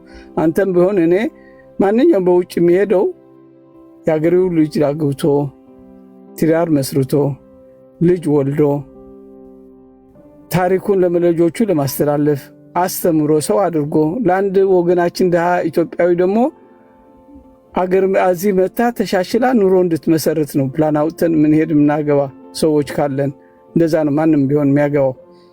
ስለዚህ ነጫለች እያለች ማንም እዚህ መልኩ ያላቸው ሴቶች አሉ። ግን የሀገርህ ሚስት ስታገባ የኛ ጄኔሬሽን ለትውልዳችን ለማስተላለፍ ነው። ቋንቋችን ስናስተምር ባህላችን ስናስተምር ያሉትን አሁን እዚህ በሙሉ እየሰሩት ያሉ ኢትዮጵያውያን ልጆቻቸው የአማራ ልጆች የኦሮሞ ልጆች ሰዓት መልስልኝ። የአማራ ኦሮሞ ትላለህ። የጠየኩህን ጥያቄ አልመለስክም። አንተ ስታወራ ረጅም ታወራለህ፣ ሌላ ሰው ሲያወራ አፌ ላይ ቆማችሁ ትላለህ። ለጥያቄ መልስ አልሰጠህም። ገንዘቡ እሱ ማስመርመር ይችላል። እስከ ላስት ሞመንት የመጠየቅ ሙሉ መብት አላት እሱ። ሌላ ቆንጆማ እኛም ሌላ ቆንጆ ወንዶች በሙሉበት ምድር ላይ እንኖራለን። ዓለም የቆንጆች ምድር ናት። ወንድም ይሁን ሴት ማንም መርጦ ያገባል። እና አሜሪካ አይደለም ማለት ገቢ ሁኬርስ አሜሪካ ትሆን ይሁን ከየትም ከማርስም ይውረድ የትኛውም ሴት እስከ መጨረሻዋ ሞመንት የማስመርመር መብት አላት። የሱ ብቻ መጣበቀለት ለምን አልነገረችውም? እንደውም እሱ ሌባ ነው፣ ወንበዴ ነው እሱ። እንደውም አጭበርባሪ ቴዲ የለብ ለወርድ ስለሆነ ነው። በዚህ ለእንትና ነው የምነግረው። እንደውም ሴቶች ተጠንቀቁ፣ ወጡ ይደፋ ከፈለገ። ቻው ባይ። ቴንክ ዩ ሰብላችን። እሺ ስምሽ ጽፈነዋል። ላስደምሽ ንገረኝና ሌላ ጊዜ ወንድም መጥቶ እንዳያገባሽ እንዲሆን እናደርጋለን። እሺ ወደ ሌሎች እንሂድ። ኤርታቸው በጣም ይመቸኝ። እሺ ግን ጉዳዩን ፖለቲካ አታርገው። ኤርታቸው አሁን እኔ አሁን ኦሮሞ አማራ አላልኩም እኮ ማህበራዊ አሁን ለምሳሌ ምን አለ መሰለህ እኛ ኢትዮጵያውያን ከዚህ ተነስተን ሀገራችን ሄደን ለማግባት ስንፈልግ ወገኖቻችን ብለን የምንሄደው እንጂ ከዚህ ሂጄ ላጭበረብር ኤዲስ ላስተላልፍ ምናምን የሚል የሚያስብ ካለ ቆሻሻ ነው ሰውየው። በጣም አሁን አንተ ቆይ ለምሳሌ ያርግልህና ምናልባት ባለትዳር ልትሆን ትችላለህ፣ ላትሆን ትችላለህ። እሺ ለምሳሌ እንበልና አሁን አንተ አላገባህም እንበል። እሺ ለማግባት ስትሄድ ምንድን ነው የምታደርጋቸው የምታሟላቸው ቅድመ ሁኔታዎች? ወል መጀመሪያ ዝም ብዬ በስማል በእንትን ልጅቷ ስላየሁት ኦንላይን ስላገኘኋት አገባሻለሁ ብዬ አልሄድም።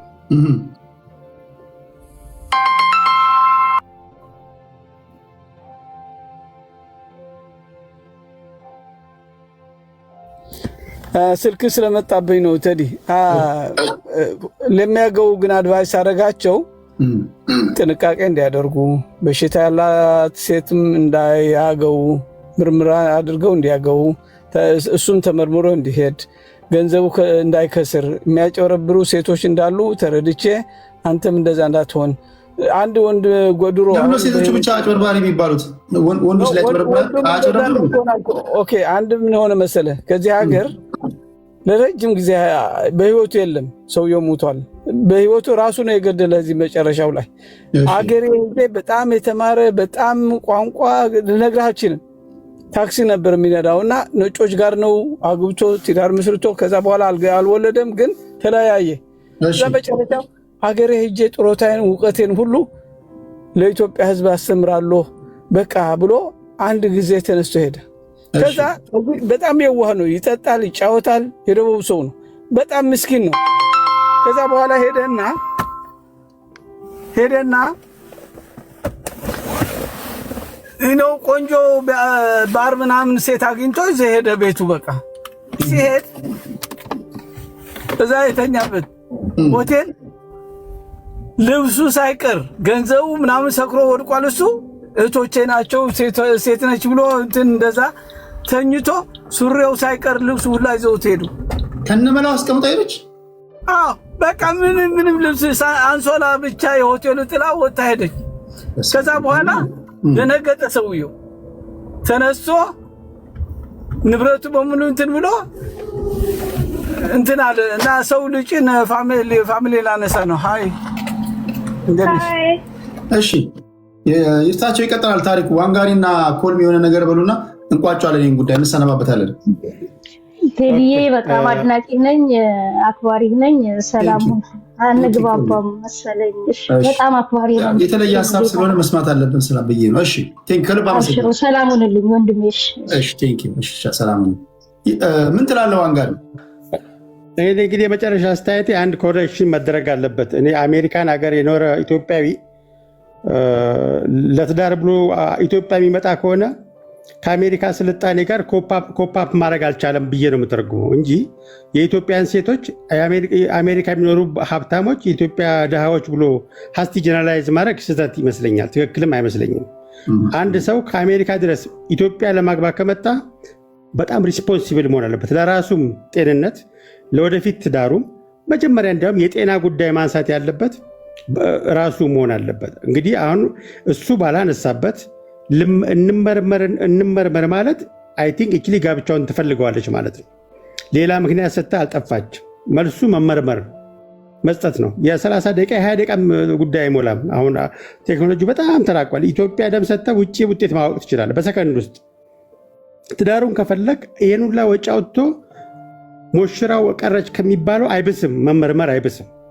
ለራሱም ይጠቅማል፣ ለእሷም ይጠቅማል። እሱ ሳያስብበት የመጣበትን ጉዳይ እሷ ለብቻ መዘብዘብ ተገቢ አይደለም።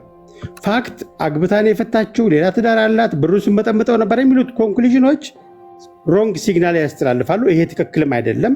የተሟላ ማስረጃም የለም። እንደዚህ አድርጋኝ ነው እምቢ ያለችኝ ቢል ኖሮ ኦኬ ይመስላል። አሁን ጥያቄው እንመረመር አልኩት እምቢ ያለኝ አልገኝም አልኩ ነው።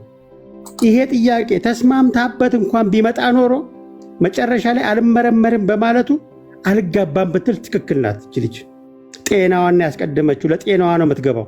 ትዳር ጤንነት ነው።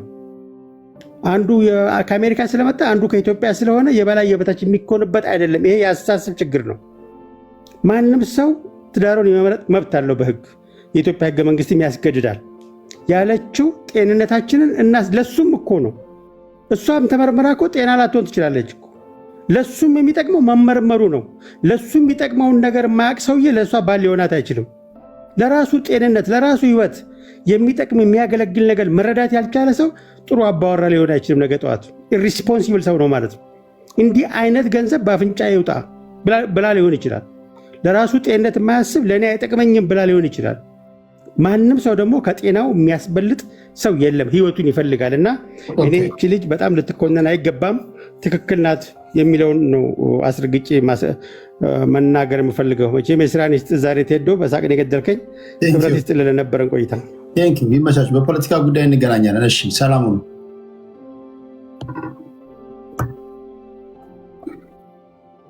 ይርታቸውን እናመሰግናለን። ይርታቸው የምድር ጨው ነው። ይርታቸው ኖ ፓርቲ። ይርታቸው መኖር አለበት በእያንዳንዱ ዲስከሽን ላይ። እሺ ግን ፖለቲከኞች እንደምታያቸው ናቸው። አያቸዋል። ስለተለማመድን እኮ ነው ፖለቲከኞች። ማህበራዊ ጉዳይ ሲመጣ አሁን በለቃቸው እንዴት አድርገው መጨረሻቸው አዲስ አበባ የማናት እያሉ ሲከራከሩ ልታገኙ ትችላላችሁ። እንደ ሉጋም ካልያዛችኋቸው። ማህበራዊ ጉዳይ ስናወራ በማህበራዊ ቋንቋ፣ ስፖርት ከሆነ በስፖርት፣ የትዳር ጉዳይ ከሆነ እንደዚህ በትዳር ቋንቋ እንጂ በሁሉም ነገር ፖለቲካ አይገባም። እና ይርታቸው የእርምት እርምጃ መውሰድ አለበት ብዬ አስባለሁ።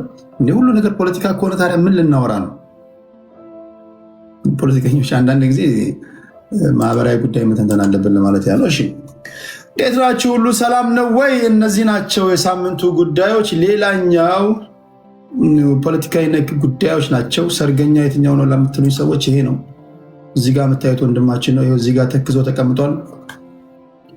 ብዙ ብር አውጥቷል። እኔ ለሁለቱም ጥያቄ አለኝ። የመጀመሪያው ለሴቷ 11ኛ ሰዓት ላይ እንዴት ነገርሽው? ይሄን ሁሉ ብር እስኪያወጣ ድረስ አዳራሽ እስኪይዝ ድረስ ለክትፎ 450 ሺህ ብር እስኪያወጣ ድረስ ሚሊዮን ብሮችን እስኪያወጣ ድረስ ዩቲዩብ ላይ ነው። እዚህ ቲክቶክ ላይ ላሳያችሁ አልችልም። ወደፊት ምናልባት እናንተ ዩቲዩብ መጠቀም ለማትችሉ ሰዎች በፕሮጀክተር ላሳያችሁ ጥረት አደርጋለሁ። በፕሮጀክተር ለማሳየት ግን በባክግራውንድ የተለያዩ ድርጅቶች ምርትና አገልግሎታችሁን ማስተዋወቅ አለብን እንጂ ዝም ብዬ በባክግራውንድ ፕሮጀክተር ገዝቼ እነዛን ወጪዎች ስንትን አድርጌ ዩቲዩብ ላይ ቲክቶክ ላይ እናንተ ፍቅር ነው እንጂ የሚያመጣኝ እኔ ምን ያደርግልኛል? እሺ ፖይንቱ ምንድን ነው? ይሄ ነው ሙሽራው። እንዴት 11ኛ ሰዓት ላይ ነገርሽው ነው ጥያቄው። ሁለቱም መጠየቅ አለባቸው። በእጃችን እንዳለው መረጃ ሁለቱም መጠየቅ አለባቸው። መቼስ ሚዜ መርጧል። ይሄ ሙሽራ ለአንቺን በተወሰነ ጊዜ ገንዘብ ሲልክልሽ የኖረ ሰው ነው። ይሄ ጎደለኝ፣ ለዚህ እፈልጋለሁ፣ ለፀጉር እንደዚህ ታመምኩኝ፣ አጎቴ እንደዚህ ሆነ፣ እስቲ መቼስ ገንዘብ ሲልክ ነበር። ይሄ ሰው ውሸት ነው ብላችሁ አትከራከሩ። ትውቅ አላችሁ። ለአንቺን ፌርነስ እመጣለሁ። አውርታችኋል፣ ተሳስቃችኋል፣ በቪዲዮ ታይታችኋል፣ በድምፅ አውርታችኋል፣ ትተዋወቃላችሁ። መቼስ ሰው ዝም ብሎ አሬንጅድ የሆነ ጋብቻ ካልሆነ በስተቀር እንደዚህ ዘሎ በአንድ ጊዜ ሪል የሆነ ጋብቻ አዳራሽ ይዞ ምናምን ሰርፕራይዝ፣ እኔ በሰርግ ሰርፕራይዝ አላየሁም። ታገብኛለሽ ወይ ጥያቄ፣ ያው ቀለበት ለማሰር ምናምን ለመንበርከክ ምናምን እሱ ሊሆን ይችላል። እሱም አሁን ተውኝ እዚህ ቦታ ላይ እንዲህ ጓደኞቿ ነግረዋት ልብስ ለብሰው ምናምን ነው፣ ግን እሱ ሊሆን ይችላል። በተረፈ ግን ሰርግ እንዴት ነው ሰርፕራይዝ የሚሆነው? የምሳ ግብዣ አይደለም እኮ ሰርግ ነው። የሃይማኖት አባቶች የሚገኙበት ነው። ይሄን ሁሉ ወጪ እስኪያወጣ ድረስ ይሄ ሰውዬ መቼስ ተደብቆ ያደረገው ነገር አለ። ሚዜዎችሽ ያውቃሉ፣ ቤተሰቦችሽ ያውቃሉ፣ ሽምግልና ተልኳል፣ የሃይማኖት ሰዎች አሉ። ይህን ሁሉ ስቴፕ እስኪያልፍ ድረስ እንግዲህ ልብ በሉ። በሰጣችሁን መረጃ ነው እያወራን ያለ ነው። ምናልባትም ስትጠየቁ ኢንተርቪው ስትደረጉ አሁን የፖድካስት ያላቸው ሰዎች መቼስ ማይካቸውን ይዘው የገባችሁበት እያፈላለጉ እንደሆኑ ተስፋ እናደርጋለን። እነሱ ጋር ቀርባችሁ የምትናገሩትን ከሰማን በኋላ ደግሞ ለመረጃ ያህል እናወራለን። ግን ይህን ሁሉ እስኪያልፍ ድረስ እንዴት ዝም አልሽ ነው የኔ ጥያቄ። የፈለገ አእምሮ ላይ ብሎን የታሰረ ቢሆን እኮ እኔ እናንተ ካልተመረመርን በስተቀር ሰርጉን እባክህ ገንዘብን አታባክን፣ ለአዳራሽም አትክፈል፣ ለሚዜም ወጪ አታውጣ፣ ለእኔም ለሚዜዎቼ ለቬሎ ምናምን አታስበው ብትዩ ነው ይህን ሁሉ ወጪ ያወጣል ብዬ አላስበው። 11ኛ ሰዓት ላይ ነው የሰማችሁ ማለት ምን ማለት ነው? አንዳንዶቻችሁ 11ኛ ሰዓት ላይ ሰምታ ቢሆን ትላላችሁ። ኦኬ 11ኛ ሰዓት ማለት መቼ ነው? ለሰርጉ ወጪ ካወጣ በኋላ ገንዘብ ከከፈለ በኋላ ሁሉ ነገር ካደረገ በኋላ ማለታችሁ ነው?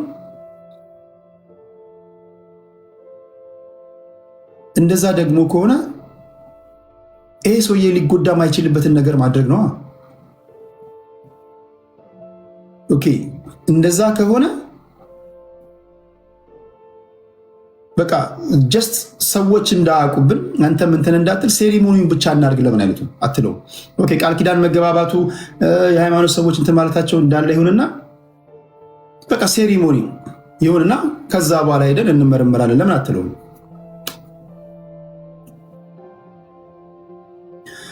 ለእሷ ደግሞ ማነሳላ ጥያቄ አንተሳ ሻንጣን ይዘህ ከመሄድ በፊት መጀመሪያ ጣጣህን ጨርሰህ ለምን አልሄድክም? እንዲህ ያሉ ጥያቄዎች ሊነሱ ይችላሉ።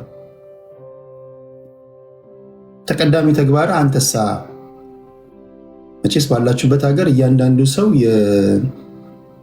ስለ አሜሪካ ያው ኢንሹራንስ ነው ያላችሁ። በካናዳ በአውስትራሊያ እያንዳንዱ ሰው የራሱ ዶክተር አለው፣ የግል ዶክተር አለው። በአመቱ ሁለቴም ወራዊ ምርመራ ቼክአፕ ይደረጋል። ይህን የቤት ስራን ጨርሰህ ለምን አልሄድክም? አንተ ከየት ሀገር እንደሄደ አናውቅም። ከካናዳም ሊሆን ይችላል፣ ከአሜሪካ ሊሆን ይችላል፣ ከዩሮፕ ሊሆን ይችላል፣ ስላልተጠቀሰ ማለት ነው። ስትሄዱ በቃ ዲያስፖራ ስትባሉ እንዴት ነው? ሀገር ቤት ባሉ ሰዎች እኮ የመጨረሻ ሙድ መያዣ ነው እኮ የምትሆኑት። እንደዛ ስለምትሆናላችሁ ጣጣህን ጨርሰህ እንዲህ ያሉ ጉዳዮች ካሉ አንተ የሄድክበት ወጣ ገባ ምናምን ካለ ወረቀቶችን ጨርሰ ተመርምረ ምናምን ለምንድን ነው ያልሄድከው? ወይም ደግሞ ለእኔም ታነሽልኝ ጥያቄ አለ ለምንድን ነው ማለት ነው? ዘው ብለህ ከመግባት በፊት እኔ እንኳን ፖለቲካ ካወያየሁ በኋላ እሺ ለእኔም ታነሱልኝ ጥያቄ አለ እኮ እላለሁ። ምክንያቱም እኔ የምተነትነው ትንታኔ ሁሉም ነገር ትክክል ነው ማለት አይደለም። የምናገረው ነገር ድርጊቶቼ ትክክል አሉ። እኔ ካላየሁበት አንግል የሚያዩ ሰዎች ሊኖሩ ይችላሉ።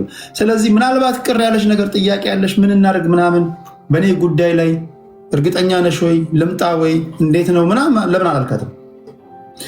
ይሄ ለሱ ማነሳው ጥያቄ ነው። ዩቲዩብ ላይ ከመጡ ኮመንቶች መሸለም አለባት ቴዲ መንበረን ያለችው አብዱ ይህ ሰውዬ ትዳርና አዳር ተምታቶበታል። የሺ ጎዝ አራውንድ ከምስ አራውንድ ኢን ጉድ ላክ ኮንሲኩዌንስስ ኦኬ። ኒኒ ሙሐመድ ወረቀት አለኝ ብሎ ዋሽታትስ ቢሆን ቤኪ ሺ ማይ ሃቭ አንፊኒሽድ ሪሌሽንሺፕ ብሏል። አብዱ ባሏ ከቤተሰቦቿ ጋር ተነጋግሮ ቢሆንስ ምናምን ነው የሚጠይቁት ሰዎች። እዚህስ ምን ትላላችሁ? እዚህስ ምንድን ነው የምትሉት? ቴዲ እኔ ትዝ ያለኝ ጉዳይ ነው አሳድጌ አገባታለሁ ያለው ነው። እሷ ሌላ ፍቅረኛ ቢኖራትስ? በቃ ይህን ደግሞ ሌሎቻችሁ ትወያዩበታላችሁ። ዋሲሁን የቆየ ቂም ያለባት ይመስለኛል። 4 5 6 እኛ ምን አገባን? እኛ የራሳችንን ኑሮ ነው መኖር ያለብን። ዜና እስከሆነ ድረስ ምን አገባ የሚባል ነገር የለም። ባለበት 21ኛው ክፍለ ዘመን ጎረቤት ስታቃስት አላስፈላጊ ድምፅ ስታወጣ ጆሮውን ተክለ እየሰማ እየዋልክ እንዴት ነው ምን አገባን? የአንዳችን ጉዳይ ነው። እንዴት ነው ምን አገባን የምትለው? ይሄ እኮ በሰፊው ዛሬ መነጋገር የሆነ ጉዳይ ነው። ምንድነው ምን አገባን ማለት ነው? እሺ ሌላ ጥያቄ ያለ እዚህ? እሺ ያገባናል። ማገባን ጉዳይ የለም። በደንብ ነው የሚያገባን። ማይተነተን ጉዳይ የለም። እንደ ጉድ ይተነተናል ፐብሊክ ላይ እስከወጣ ድረስ። እኛ በር አንኳኩተን አልገባንም። ራሳቸውን ያመጡት መነጋገሪያ ስለሆነ ወደ እናንተ አምጥቼዋለሁ። እሺ ይህን ካልኩኝ በኋላ ሌላ ማህበራዊ ጉዳይ ላይ እነዚህ ናቸው። 2 ፖለቲካዊ ነክ ጉዳዮችን ልንገራችሁና ቶሎ ቋጨዋለሁ። ከፖለቲካው ጉዳይ በአጭር ይቋጫል ተብሎ የተጀመረ ጦርነት ነው በአማራ ፋኖ እና በፌዴራል መንግስቱ መካከል። ዛሬ ጠዋት ትናንት ማታ በፖለቲካ ጉዳይ ስንወያይ ነበረ። የሀገር መከላከያ ሰራዊት የፋኖ ኃይሎችን እየማረክን ነው ብሏል። ኦነጎችንም እንደዚህ እየማረክን ነው ብሏል። ይህ ነገር እንዴት ታዩታላችሁ ብዬ ፖለቲከኞችን ጠይቄ ነበር። ፖለቲከኞች ወይ ማይክ ልቀይር እዚህ ጋር በደንብ እንዲሰማችሁ። ኦኬ ፖለቲከኞች እኛንን እየማረክን ያለ ነው እንጂ መንግስት እየማረከን አይደለም ብለው ነበረ። ጠዋት ከእንቅልፌ ስነሳ አንድ ስም ያለው ፖለቲከኛ ተማርኮ ተገኘ። ተማርኮ አልኩኝ፣ መንግስት ያቀረበውን የሰላም ጥሪ በመቀበል እጅ ሰጠ ተባለ። እንዴት አያችሁት?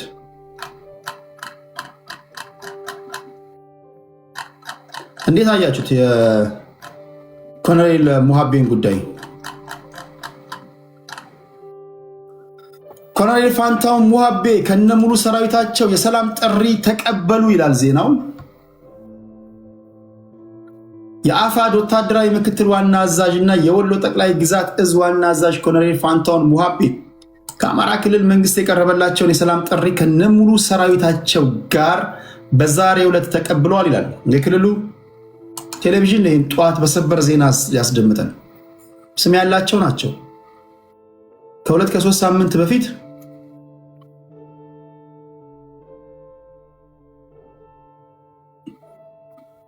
መወድሰ ኮሎኔል ፋንታሁን ሙሃቤ በደጋፊዎቻቸው ዘንድ በብዛት ይቀርብላቸው ነበር። ዛሬ አንዳንድ ቦታ ዞር ዞር ብዬ ለማየት ስሞክር አንዳንዱ ሄደልን ሰላይ ነው ምናምን የሚሉ ትንታኔዎችን ሰምቻለሁ። ሽማግሌ ነው ኖሮም አልጠቀመም የሚሉ ትንታኔዎችን ሰምቻለሁ። ምንም ጥቅም እንደሌለው ሲያወሩ ሰምቻለሁ። በሁለት መንገድ ነው የምገነዘበው። አንደኛ ሞራል ለመገንባት ጠቃሚ ነው፣ ፖለቲከኛ ይሄን ማድረግ አለበት። ፖለቲከኛ አለኝ የምትለው ሰውዬ ሲያዝብህ ሞራልን ለመገንባት ምንም እንዳልተፈጠረ ምንም ቫኪዩም እንዳልተፈጠረ ማሳወቅ አለብህ፣ መናገር አለብህ። ሁለተኛ መጀመሪያ ማስቀድመው መኖራቸው ለውጥ የለም ብለው የሚያምኑ ደጋፊዎቻቸው የሰጡት ትንታኔ ነው በሚለው ውሰዱ። እናንተ የምትነትኑትን አላውቅም። ኮሎኔል ፋንታሁን ሙሃቤ የሰላም ጥሪን የተቀበሉት በአፍሪካ ህብረትና በምስራቅ አፍሪካ የልማት በየነ መንግስታት ኢጋድ አደራዳሪነት በአፋድና በመንግስት መካከል ሲካሄድ የቆየው የሰላም ንግግር ውጤታማ በሆነ መንገድ መጠናቀቁን ተከትሎ ነው። ይሄ ውስጡን ሲብላላ የቆየ ጉዳይ ነው። ከዚህ ቀደም የምክክር ኮሚሽን ሰዎች በተደጋጋሚ ጊዜ ሲናገሩ ነበር። ፕሮፌሰር መስፍን አርአያ አሁን ስማቸው መጥቀስ ስላልፈለግን እንጂ በጣም ትላልቅ ስም ያላቸው የፋኖ አመራሮች ለመደራደርና በሰላማዊ መንገድ ለመምጣት ፈቃደኛ ናቸው ብለውኛል። ላስደምጣችሁ ይችላሉ አስፈላጊ ከሆነ ይህን ንግግር የዛሬ 2 ወር ነው። እስኪ ፋይሉን ካገኙት ባስደምጣችሁ ደስ ይለኝ ነበር።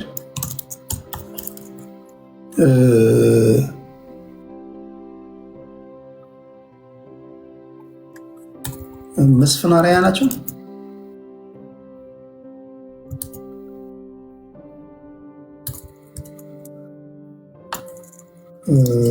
መስፍን አርአያ የቆየ ፋይል እንዴት ነው ማገኘው? የቆየ ፋይል ነው። ለማንኛውም የምክክር ኮሚሽኑን በዋነኛነት የሚመሩት ሰው ፕሮፌሰር መስፍን አርአያ ከፋኖ ኃይሎች ጋር ውስጡን ስናወራ ትላልቅ ስም ያላቸው በሰላማዊ መንገድ ለመደራደር እና ለመምጣት ፈቃደኛ መሆናቸው ነግረውኛል ብለዋል። የአማራ ብሔራዊ ክልላዊ መንግስት ፕሬዝዳንት አቶ አረጋ ከበደ ኤክሰፕት ከዘመነ ካሴ ውጭ ከሌሎቹ ጋር በተደጋጋሚ እንደሚገናኙና በስልክ እንደሚያወሩ ተናግረዋል። የዛ ውጤት ነው አላውቅም፣ እናንተም እንደምትሉ አላውቅም። ለማንኛውም ዜናው ግን የመንግስትን የሰላም ጥሪ ተቀብለው የተመለሱት ኮሎኔል ፋንታሁን ሙሃቤ የሚመሩት የወሎ ጠቅላይ ግዛት እዝ ሰራዊት መመለስ በክልሉ ዘላቂ ሰላምን ለማስፈን የህዝብን ደህንነት ለማረጋገጥ ለተያዘው ግብ ትልቅ ፋይዳ እንዳለው ተገልጿል ይላል። ምን ትላላችሁ እናንተ?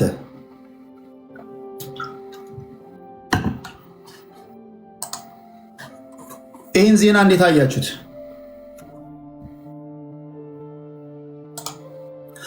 መንግስት በክልሉ የሚታዩ አለመግባባቶችን በጠረጴዛ ዙሪያ ለመፍታት የያዘው ቁርጠኛ አቋም ለዛሬው ስምምነት መሳካት ቁልፍ ሚና ተጫውተዋልም ይላል የክልሉ መንግስት ነው የሚወጣው። የአፍሪካ ህብረትና ኢጋድ በሂደቱ ውስጥ በገለልተኛ አደራዳሪነት ያከናወኑት የዲፕሎማሲያዊ ጥረት የአፍሪካን ችግሮች በውይይት የመፍታት መርህ ውጤታማ መሆኑን በተግባር ያሳየ ሆኖ ተመዝግቧልም ብሏል የክልሉ መንግስት። ኮሎኔል ፋንታሁን ሙሃቤ ከገቡ በኋላ እንዲሁም ሰራዊታቸውን ይዘው ገብተዋል። እኔ ያየሁት አስቀድሞ የገባው ማስረሻ ሰጤ ከቻርተር አውሮፕላን የወረደውትን ፋንታሁን ሙሃቤን ሲቀበላቸው ነው። ብዙዎቻችሁ መጀመሪያ አካባቢ ፎቶውን ስታዩ ውሸት ነው፣ ኤአይ ነው፣ ውሸት ነው ስትሉ ነበረ። መጨረሻ ላይ ግን እውነት መሆኑ ታውቋል። ከዚህ ቀደም እሺ ይሄ የውሸት ዜና ነው፣ እውነት ነው፣ ዜና እውነት ነው፣ ዜና እውነት ነው። ኦኬ ከዚህ ቀደም አሰግድ መግባቱን ታውቃላችሁ። ሌሎችም የሰላምን አማራጭ እንዲከተሉ እና ለመነጋገር ከነሱ ጋር ሙከራ እያደረግን ነው፣ በመምጣት ላይ ያሉም አሉ ይላሉ። ይህን ጉዳይ እንዴት ታዩታላችሁ? ይህ ጦርነት በአጭር ይቋጫል ተብሎ የተጀመረ ጦርነት ነው። የፕሪቶሪያ የሰላም ስምምነት በሰላማዊ መንገድ ከተቋጨ በኋላ በፌዴራል መንግስቱና በቲፒኤልኤፍ መካከል የአማራ ክልሉ ጦርነት አውቶማቲካሊ የፕሪቶሪያ ስምምነት በተፈረመ ማግስት የተጀመረ ነው። እስካሁን እየተዋጉ ነው። አሁን ግን እያየን ባለነው ነባራዊ ሁኔታ የፋኖ ኃይሎችም የመንግስት ሰራዊትን ሲማርኩ ታያላችሁ፣ የመንግስት ሰዎችን ማረክን እያሉ ሲያሳዩ ታያላችሁ። አሁን ግን በተደጋጋሚ የምናያቸው ዋና ዋና አመራሮች የሰላምን ጥሪ ተቀብለው እየገቡ ነው የሚል ነገር ነው። ምን ትላላችሁ? ዜናው ትክክለኛ ነው፣ ምንም ውሸት አይደለም። የምን ውሸት ነው? ከዚህ ጋር በተያያዘ የክልሉ መንግስት በነገራችን ላይ የክልሉ መንግስት ለሚመጡ የፋኖ ኃይሎች የሚደራጁበትንና ወደ ንግዱም የሚገቡ ከሆነ ለንግድ መንቀሳቀሻ የሚሆናቸውን የተለያዩ ጉዳዮችን፣ ገንዘቦችን፣ መሬትም ቤትም እንደዚሁ እንሰጣቸዋለን የሚል ንግግር ሲናገሩ ከህዝብ የተነሳላቸው ጥያቄዎች ነበሩ። ኦኬ ለፋኖ ኃይሎች እንደዚህ በገንዘብና በተለያዩ ጥቅማ ጥቅሞች የምትደልሏቸው ከሆነ ሌሎቹ እሳ ወደ ጫካ እንዲገቡ በር አይከፍትም ወይ ተብለው አቶ አረጋ ከበደ ጠይቀው ነበረ። አቶ አረጋ ከበደ በአንድ በኩል ሰላም ትፈልጋላችሁ፣ በሌላ በኩል ስናመጣቸው ደግሞ ለምን ከፈላችሁ ትላችኋላችሁ። እነዚህ ሰዎች የእድሜያቸውን ግማሽ ወይም ደግሞ ከከተማ ወጥተው ወደ ጫካ ከገቡ በኋላ ምንም አይነት የገቢ ምንጭ የሌላቸው ናቸው። ስለዚህ ኑ ስንላቸው ቢያንስ ቤተሰቦቻቸውን ራሳቸውን ሊያስተዳድሩ የሚችሉበት ነገር ያስፈልጋቸዋል የሚል አስተያየት ሰጥተዋል። የሆነ ሆኖ የአማራ ፋኖ ጥያቄ ምንድን ነው? አንዳንዶች 4 ኪሎ መግባት ነው ይላሉ። አንዳንዶች የሐሰት ትርክት፣ ኢሰብአዊ ድርጊት፣ ጄኖሳይድ የፈጸሙብንን አካላቶች በሙሉ አንድ በአንድ ለቅመን ለፍርድ ማቆም ነው። እዛች ሀገር ላይ ፍትሃዊ የሆነ ሁሉም በብሔሩ በማንነቱ ማይለይበትን አድሎ የሌለበትን ስርዓት መፍጠር ነው ይላሉ። የአማራ ፋኖ ጥያቄ ምንድን ነው? ይሄ የተለያዩ አይነት ምላሾችን ነው የምታገኙት። 10 የፋኖ ደጋፊዎችን እዚህ ጋር አስገብቼ ብጠይቃቸው 10ሩም የተለያየ ነው የሚመልሱት። ኢንፋክት ቲፒኤልኤፎችንም ብጠይቃቸው እነሱም ያን ነው የሚመልሱት። ሁሉም የብሔር ፖለቲካ ውስጥ ያሉ ወይም ደግሞ የትጥቅ ትግል የሚያራምዱ ኦነጎችንም ብጠይቃቸው የኦነግ ደጋፊዎችን ብዙዎቹ የተለያየ አይነት ምላሽ ነው የሚሰጡት። እናንተስ ምንድን ነው የምትሉት? የአማራ ፋኖ ጥያቄዎች ምንድን ናቸው?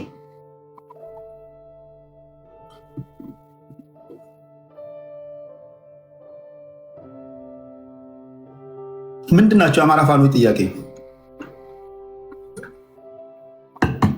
አሁን በያዙት መንገድስ 4 ኪሎ ይገባሉ?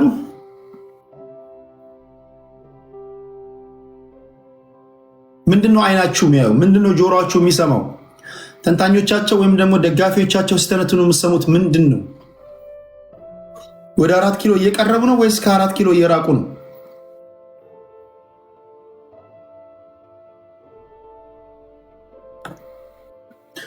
ይህ ሰው እያደር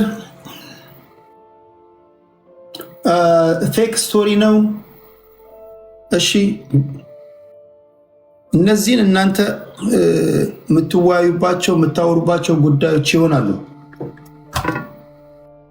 ለማንኛውም ይሄን ነገር ልበልና ሌላኛው ወደ ከ300,000 በላይ አገልግሎት የሚሰጡ ተቋማቶች ቢዝነሶቻቸውን የዘጉበትን ዜና አሰማችሁና ፕሮግራሙን አጠቃልላለሁ ማለት ነው።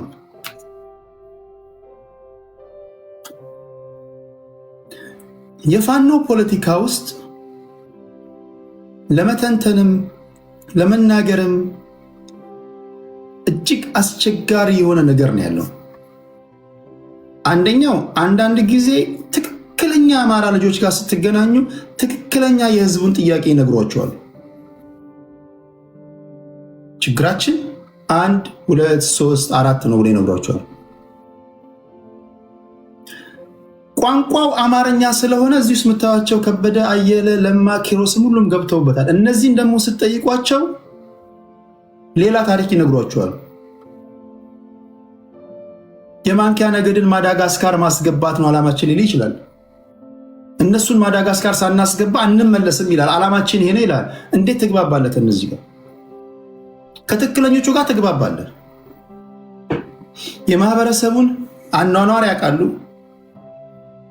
ጂኦግራፊውን ያውቃሉ፣ የአየር ጸባዩን ያውቃሉ፣ ቀየውን ያውቃሉ፣ የህዝቡን ችግር ያውቃሉ።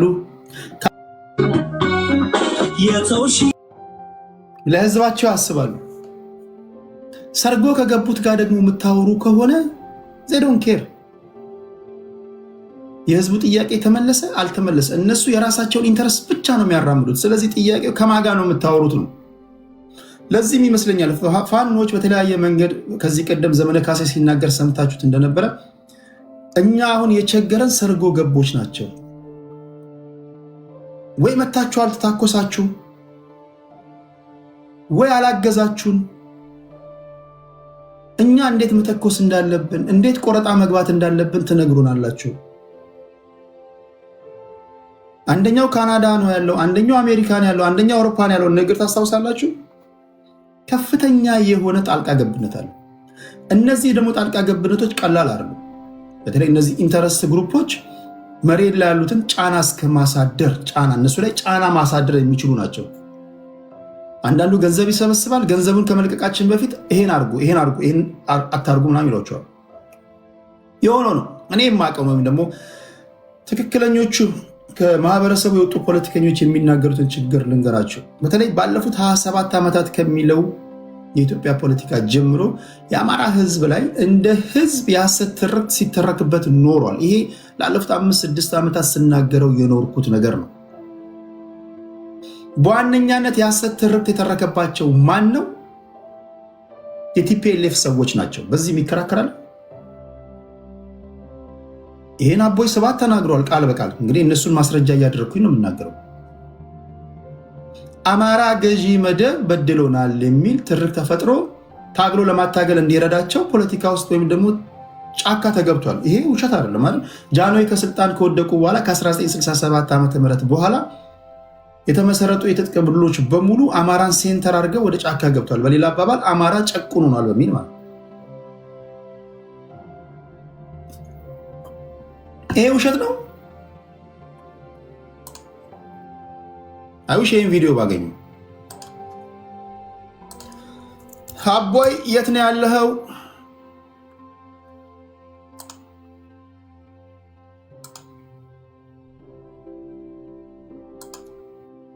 ይሄ ሊሆን ይችላል። እስኪ ላስደምጣችሁ። አይፋይል አረ ለፋይል አያያዝ አጨብጭብ በእናትህ። ይህን ፋይል ከየት እንዳገኙት ብታውቁ። ዝም ብዬ መጥቼ ከአልጋ ላይ ተነስቼ ማውራ ይመስላል። ታፕታፕ እያደረጋችሁ እሺ፣ ጎበዝ ታፕታፕ እያደረጋችሁ ላላችሁ በሙሉ በጣም ነው የምወዳችሁ። ቴንኪው። ኮፒ ሊንክ ሼር እያደረጋችሁ ይህን አስደምጣችኋለሁ።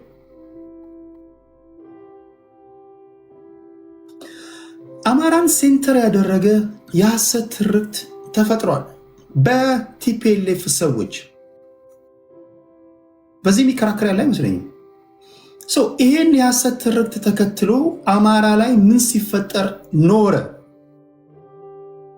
ሽልማት ነው የተሸለሙት? ስልጣን የተሰጣቸው? ወይስ ሁሉም ያገኘ ሲገላቸው ነው የኖረው? አማራ ገዢ መደብ ጨቁኑናል ብለ ፖለቲካ ለሚያቅም ለማያቅም ስትነግረው ምንድን ነው የሚያስበው? አማራ ላይ ምን አይነት ነው የሚያራምደው?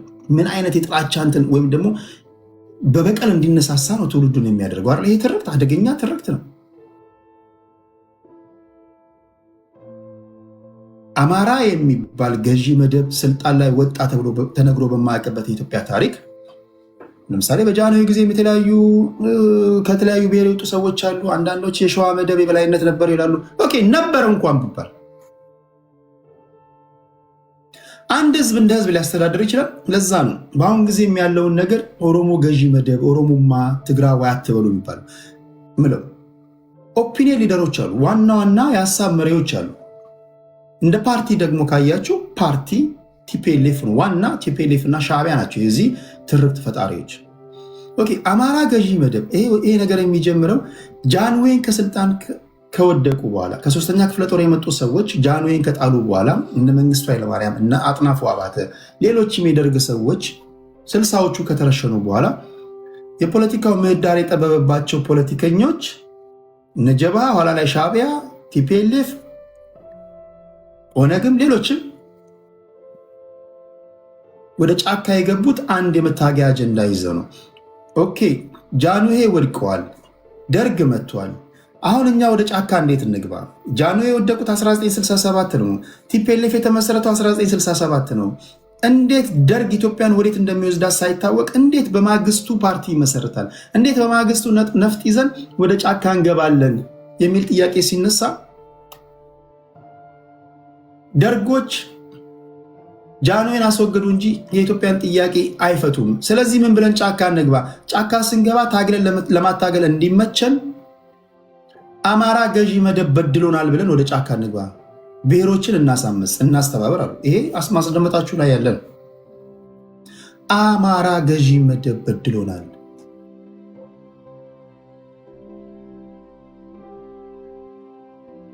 ከዛ ጊዜ በኋላ ኦኬ ደርግ ከ17 ዓመት በኋላ ከስልጣን ወረደ። ባለፉት 27 ዓመታት የአማራ ፖለቲከኞች በተለያዩ ሚዲያዎች የሚናገሩት ንግግሮች ምንድን ናቸው?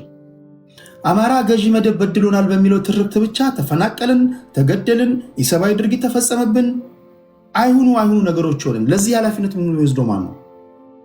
ስለዚህ ይሄ ሲጠራቀም የኖረ ብሶታችን ነው። እንደ ማንኛውም ኢትዮጵያ አብረን መኖር በምንችልባት ሀገራችን ተለይተን አማራ ገዢ መደብ ተብለን ተገደልን፣ ተቆረጥን፣ ተፈናቀልን፣ ጄኖሳይድ ተፈጸመብን።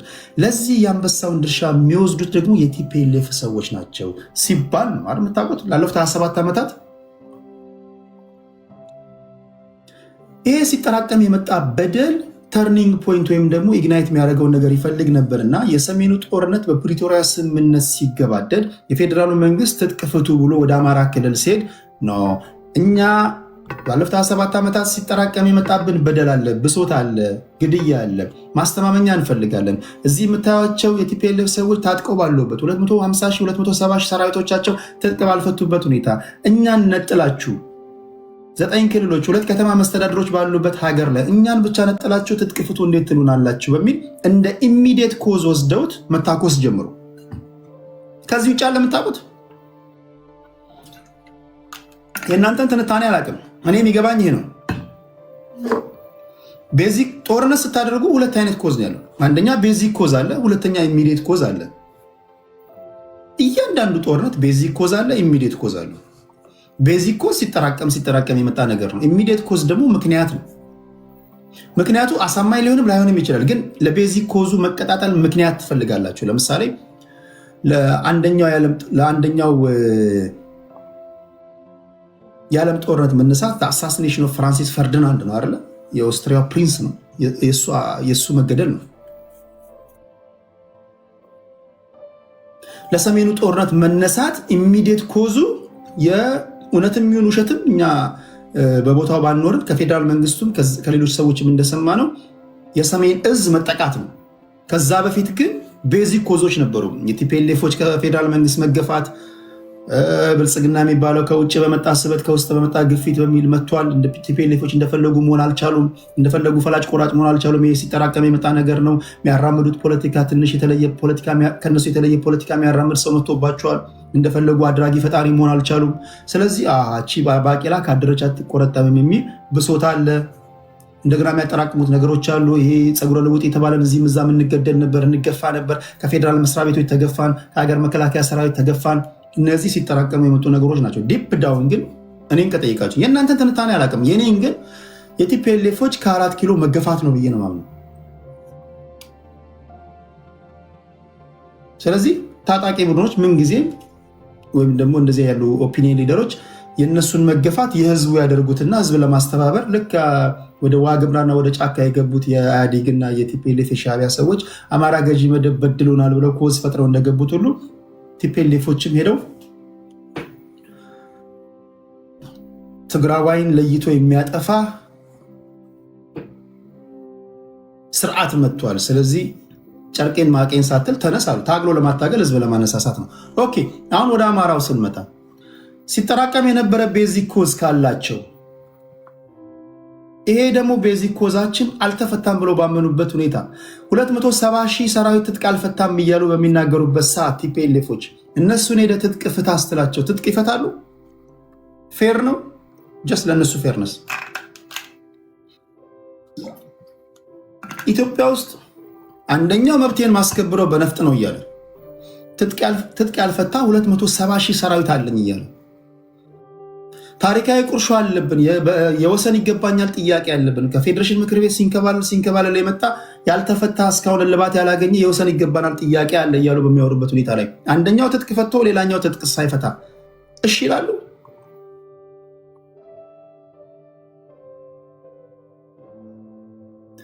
መልሱን ለእናንተ ይሄን ላስደምጣችሁ። ቢገባ የኤርትራ ህዝብ ፍላጎት ያሉን መንግስት ነው ወይ የትኛውም እንደሆነ ለምሳሌ መንግስቱ ኃይለማርያም አሁን ያለው ችግርም እኮ እሱ ነው። አማራ ሊሉ አይችሉም። ኢትዮጵያ አማራ የሚባል አይነሳ።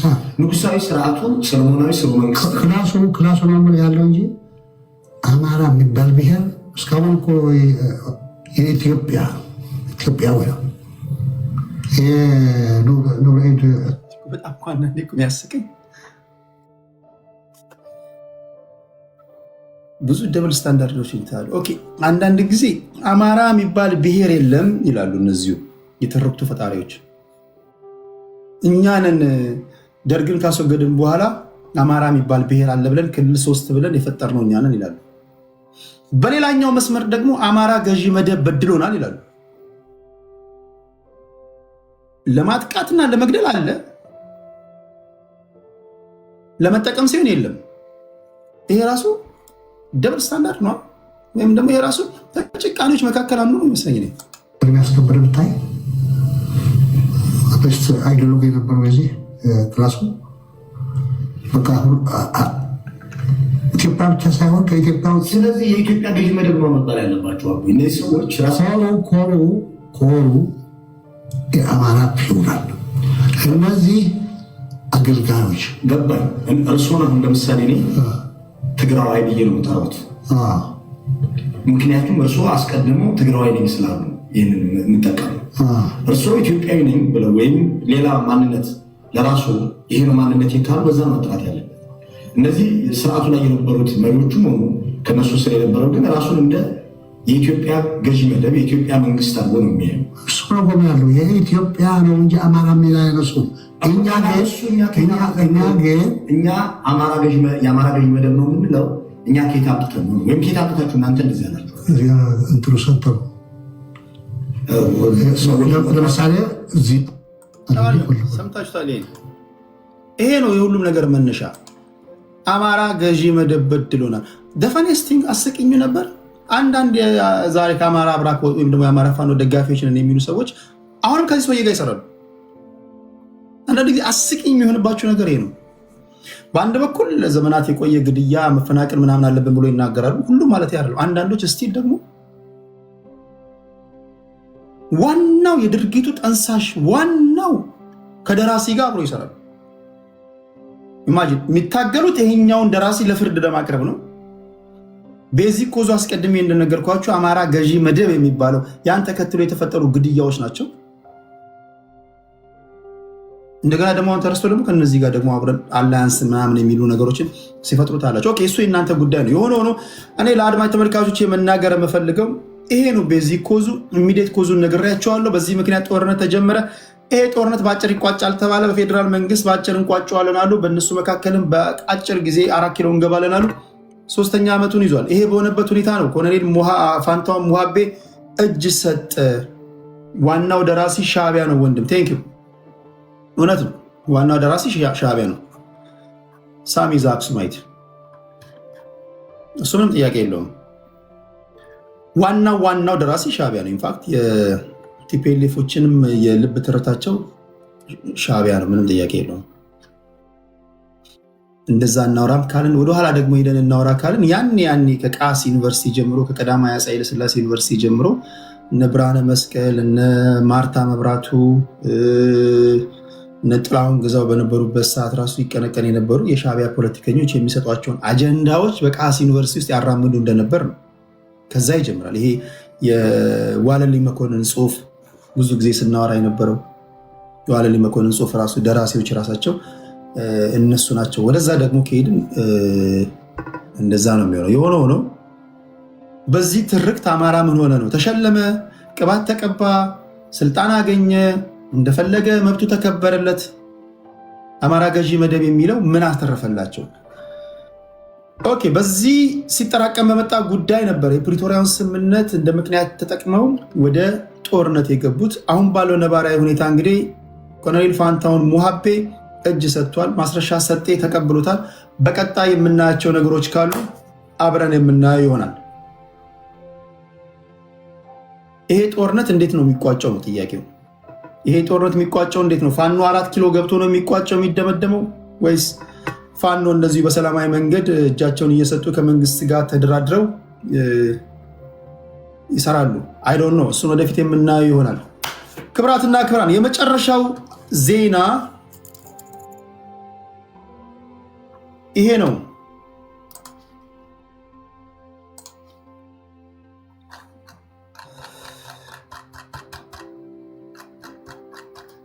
የመጨረሻው ዜና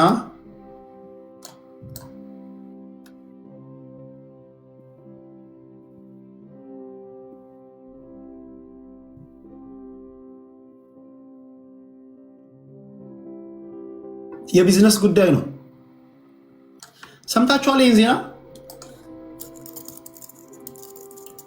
ይህን ዜና ሰምታችኋል? ከአንድ ዓመት በፊት በፌዴራል መንግስት ደረጃ ተመዝግበውና የንግድ ፍቃድ አውጥተው ከነበሩ 585,000 ድርጅቶች ውስጥ ከ80 በመቶ በላይ የሚሆኑት ፍቃዳቸውን መልሰው ከምዝገባ መሰረዛቸው በአንድ መንግስታዊ ሪፖርት ይፋ መደረጉን ተከትሎ ጉዳዩ መነጋገሪያ ሆኗል። በስራና ክህሎት ሚኒስቴር የተጠናቀረው የሰራተኛ ገበያ መረጃ ሪፖርት 5ኛ እትም ይፋ እንዳደረገው እንደ አውሮፓውያኑ አቆጣጠር በ2024 ወይም በ2016 ዓ.ም በሁሉም የንግድ ዘርፎችና በካፒታል መጠን ምድቦች በፌዴራል መንግስት ደረጃ ተመዝግበው ከነበሩ 585,000 ድርጅቶች ውስጥ ከ470,000 በላይ የሚሆኑት ድርጅቶች መሰረዛቸውን ገልጿል።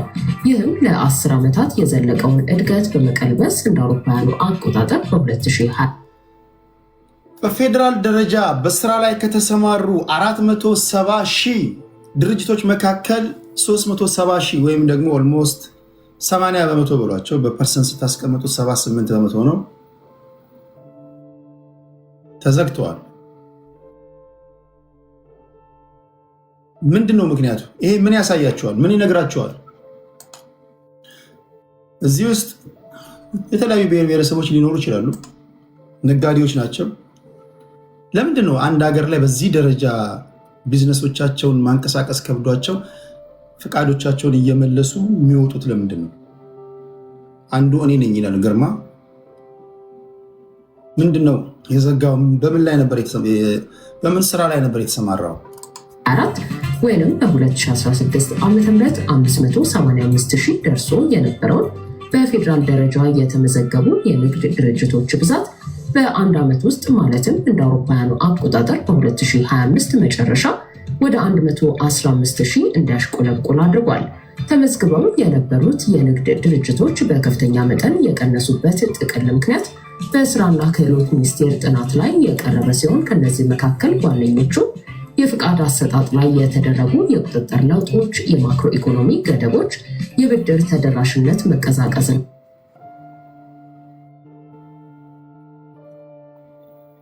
እስኪ ወንድሜ እና ላስገባ። ማነው ስምህ?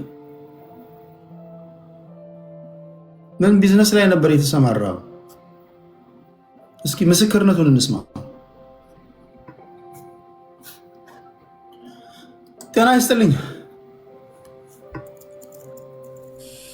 ሰጠኝ ወይ እንዴት ነህ? ሰላም ቴዲ።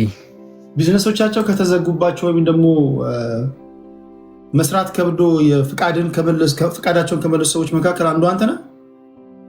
አዎ። በምን ስራ ላይ ነበር የተሰማራው? በግብርና ምርት ችርቻሮ ንግድ ነው የሚለው። ያው የግብርና ምርት ውጤቶችን ነው የሚያካትተው በሙሉ። እሺ፣ ምን ያህል ካፒታል ነበረ? 200,000 ነው የሚለው። ለምን ዘጋ? ለምን ፍቃድን መለስክ? ፍቃድን የመለስኩበት ምክንያት ያው ካፒታል 200,000 ነው የሚለው እና ንግድ ፍቃድን ስናወጣ ማለት ቤት የአከራይ ተከራይ ውል ይህን ያክል የሚል ገደብ አልነበረውም በሰዓቱ። ካፒታል ነው የሚመዘገበው። ከዛ ከተወሰነ ማለት አይ ቲንክ 6 ወር 7 ወር በኋላ አከራይ ተከራይ ውል የሚል መጣ። በስቲል በአዲስ አበባ ነው የማወራው። ከዛ አከራይ ተከራይ ውል አሉና እንደ ቦታው ልክ እንደ ካፒታሉ መጠን የአከራይ ተከራይ ውል አስቀመጡበት ማለት ነው። ስለዚህ አከራዩ ለምሳሌ እንደው ከተባበረ ለምሳሌ 4 ወር ወይ 5 ወር ወይ 6 ወር ሊያረግልህ ይችላል። ዝቅ ካረገልህ በስራ ለምሳሌ ይሄ ልጅ ወጣት ነው ማለት በአከራዩ ውል መሰረት 3 ወር ሊያረግልህ ይችላል። ግን ማለት በአከራይ ተከራይ ውል ለምሳሌ ተለቅ ያሉ እንደ ንግድ ቦታዎች ምናምን ከሆነ 6 ወር መብቱ ነው። ስለዚህ ለምሳሌ እኔ ተከራይ ሆኜ 10,000 ብር ብከራይ 6 ወር የት ነው ቢዝነስ ያለው? የት ነበር የምትሰራው? አዲስ አበባ ክፍለ ሀገር ነበርኩ። ወደ አዲስ አበባ አዞርኩት። እሺ ከዛ ወደ አዲስ አበባ ሳዞረው አዲስ አበባ ክፍለ ከተማ ለምሳሌ ጉለሌ ነኝ እኔ ጉለሌ ምናምን ብዬ አዞርኩት። ከዛ የመከራየውን የንግድ ቦታ አሳወቅኩ በምን ክፍለ ከተማ ውስጥ ነው የሚለውና የተከራየሁበትን ቦታ የክፍለ ከተማውና የህንፃውን ባለቤት ለአከራይ ተከራይ ውል ይዤ ነበር መቅረብ የነበረብኝ።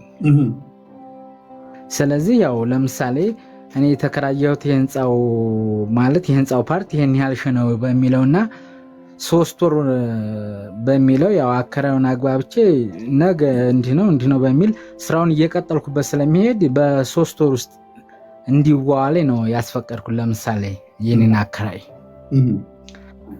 ኦኬ አለኝ። አየ ስራውን ከደላሎች ጋር አወራ። ለ3 ወር ተዋዋለኝ ማለት ነው። ለ3 ወር ከተዋዋልን በኋላ በአንድ ወር ውስጥ ነገሮች ተቀያየሩ ማለት ነው።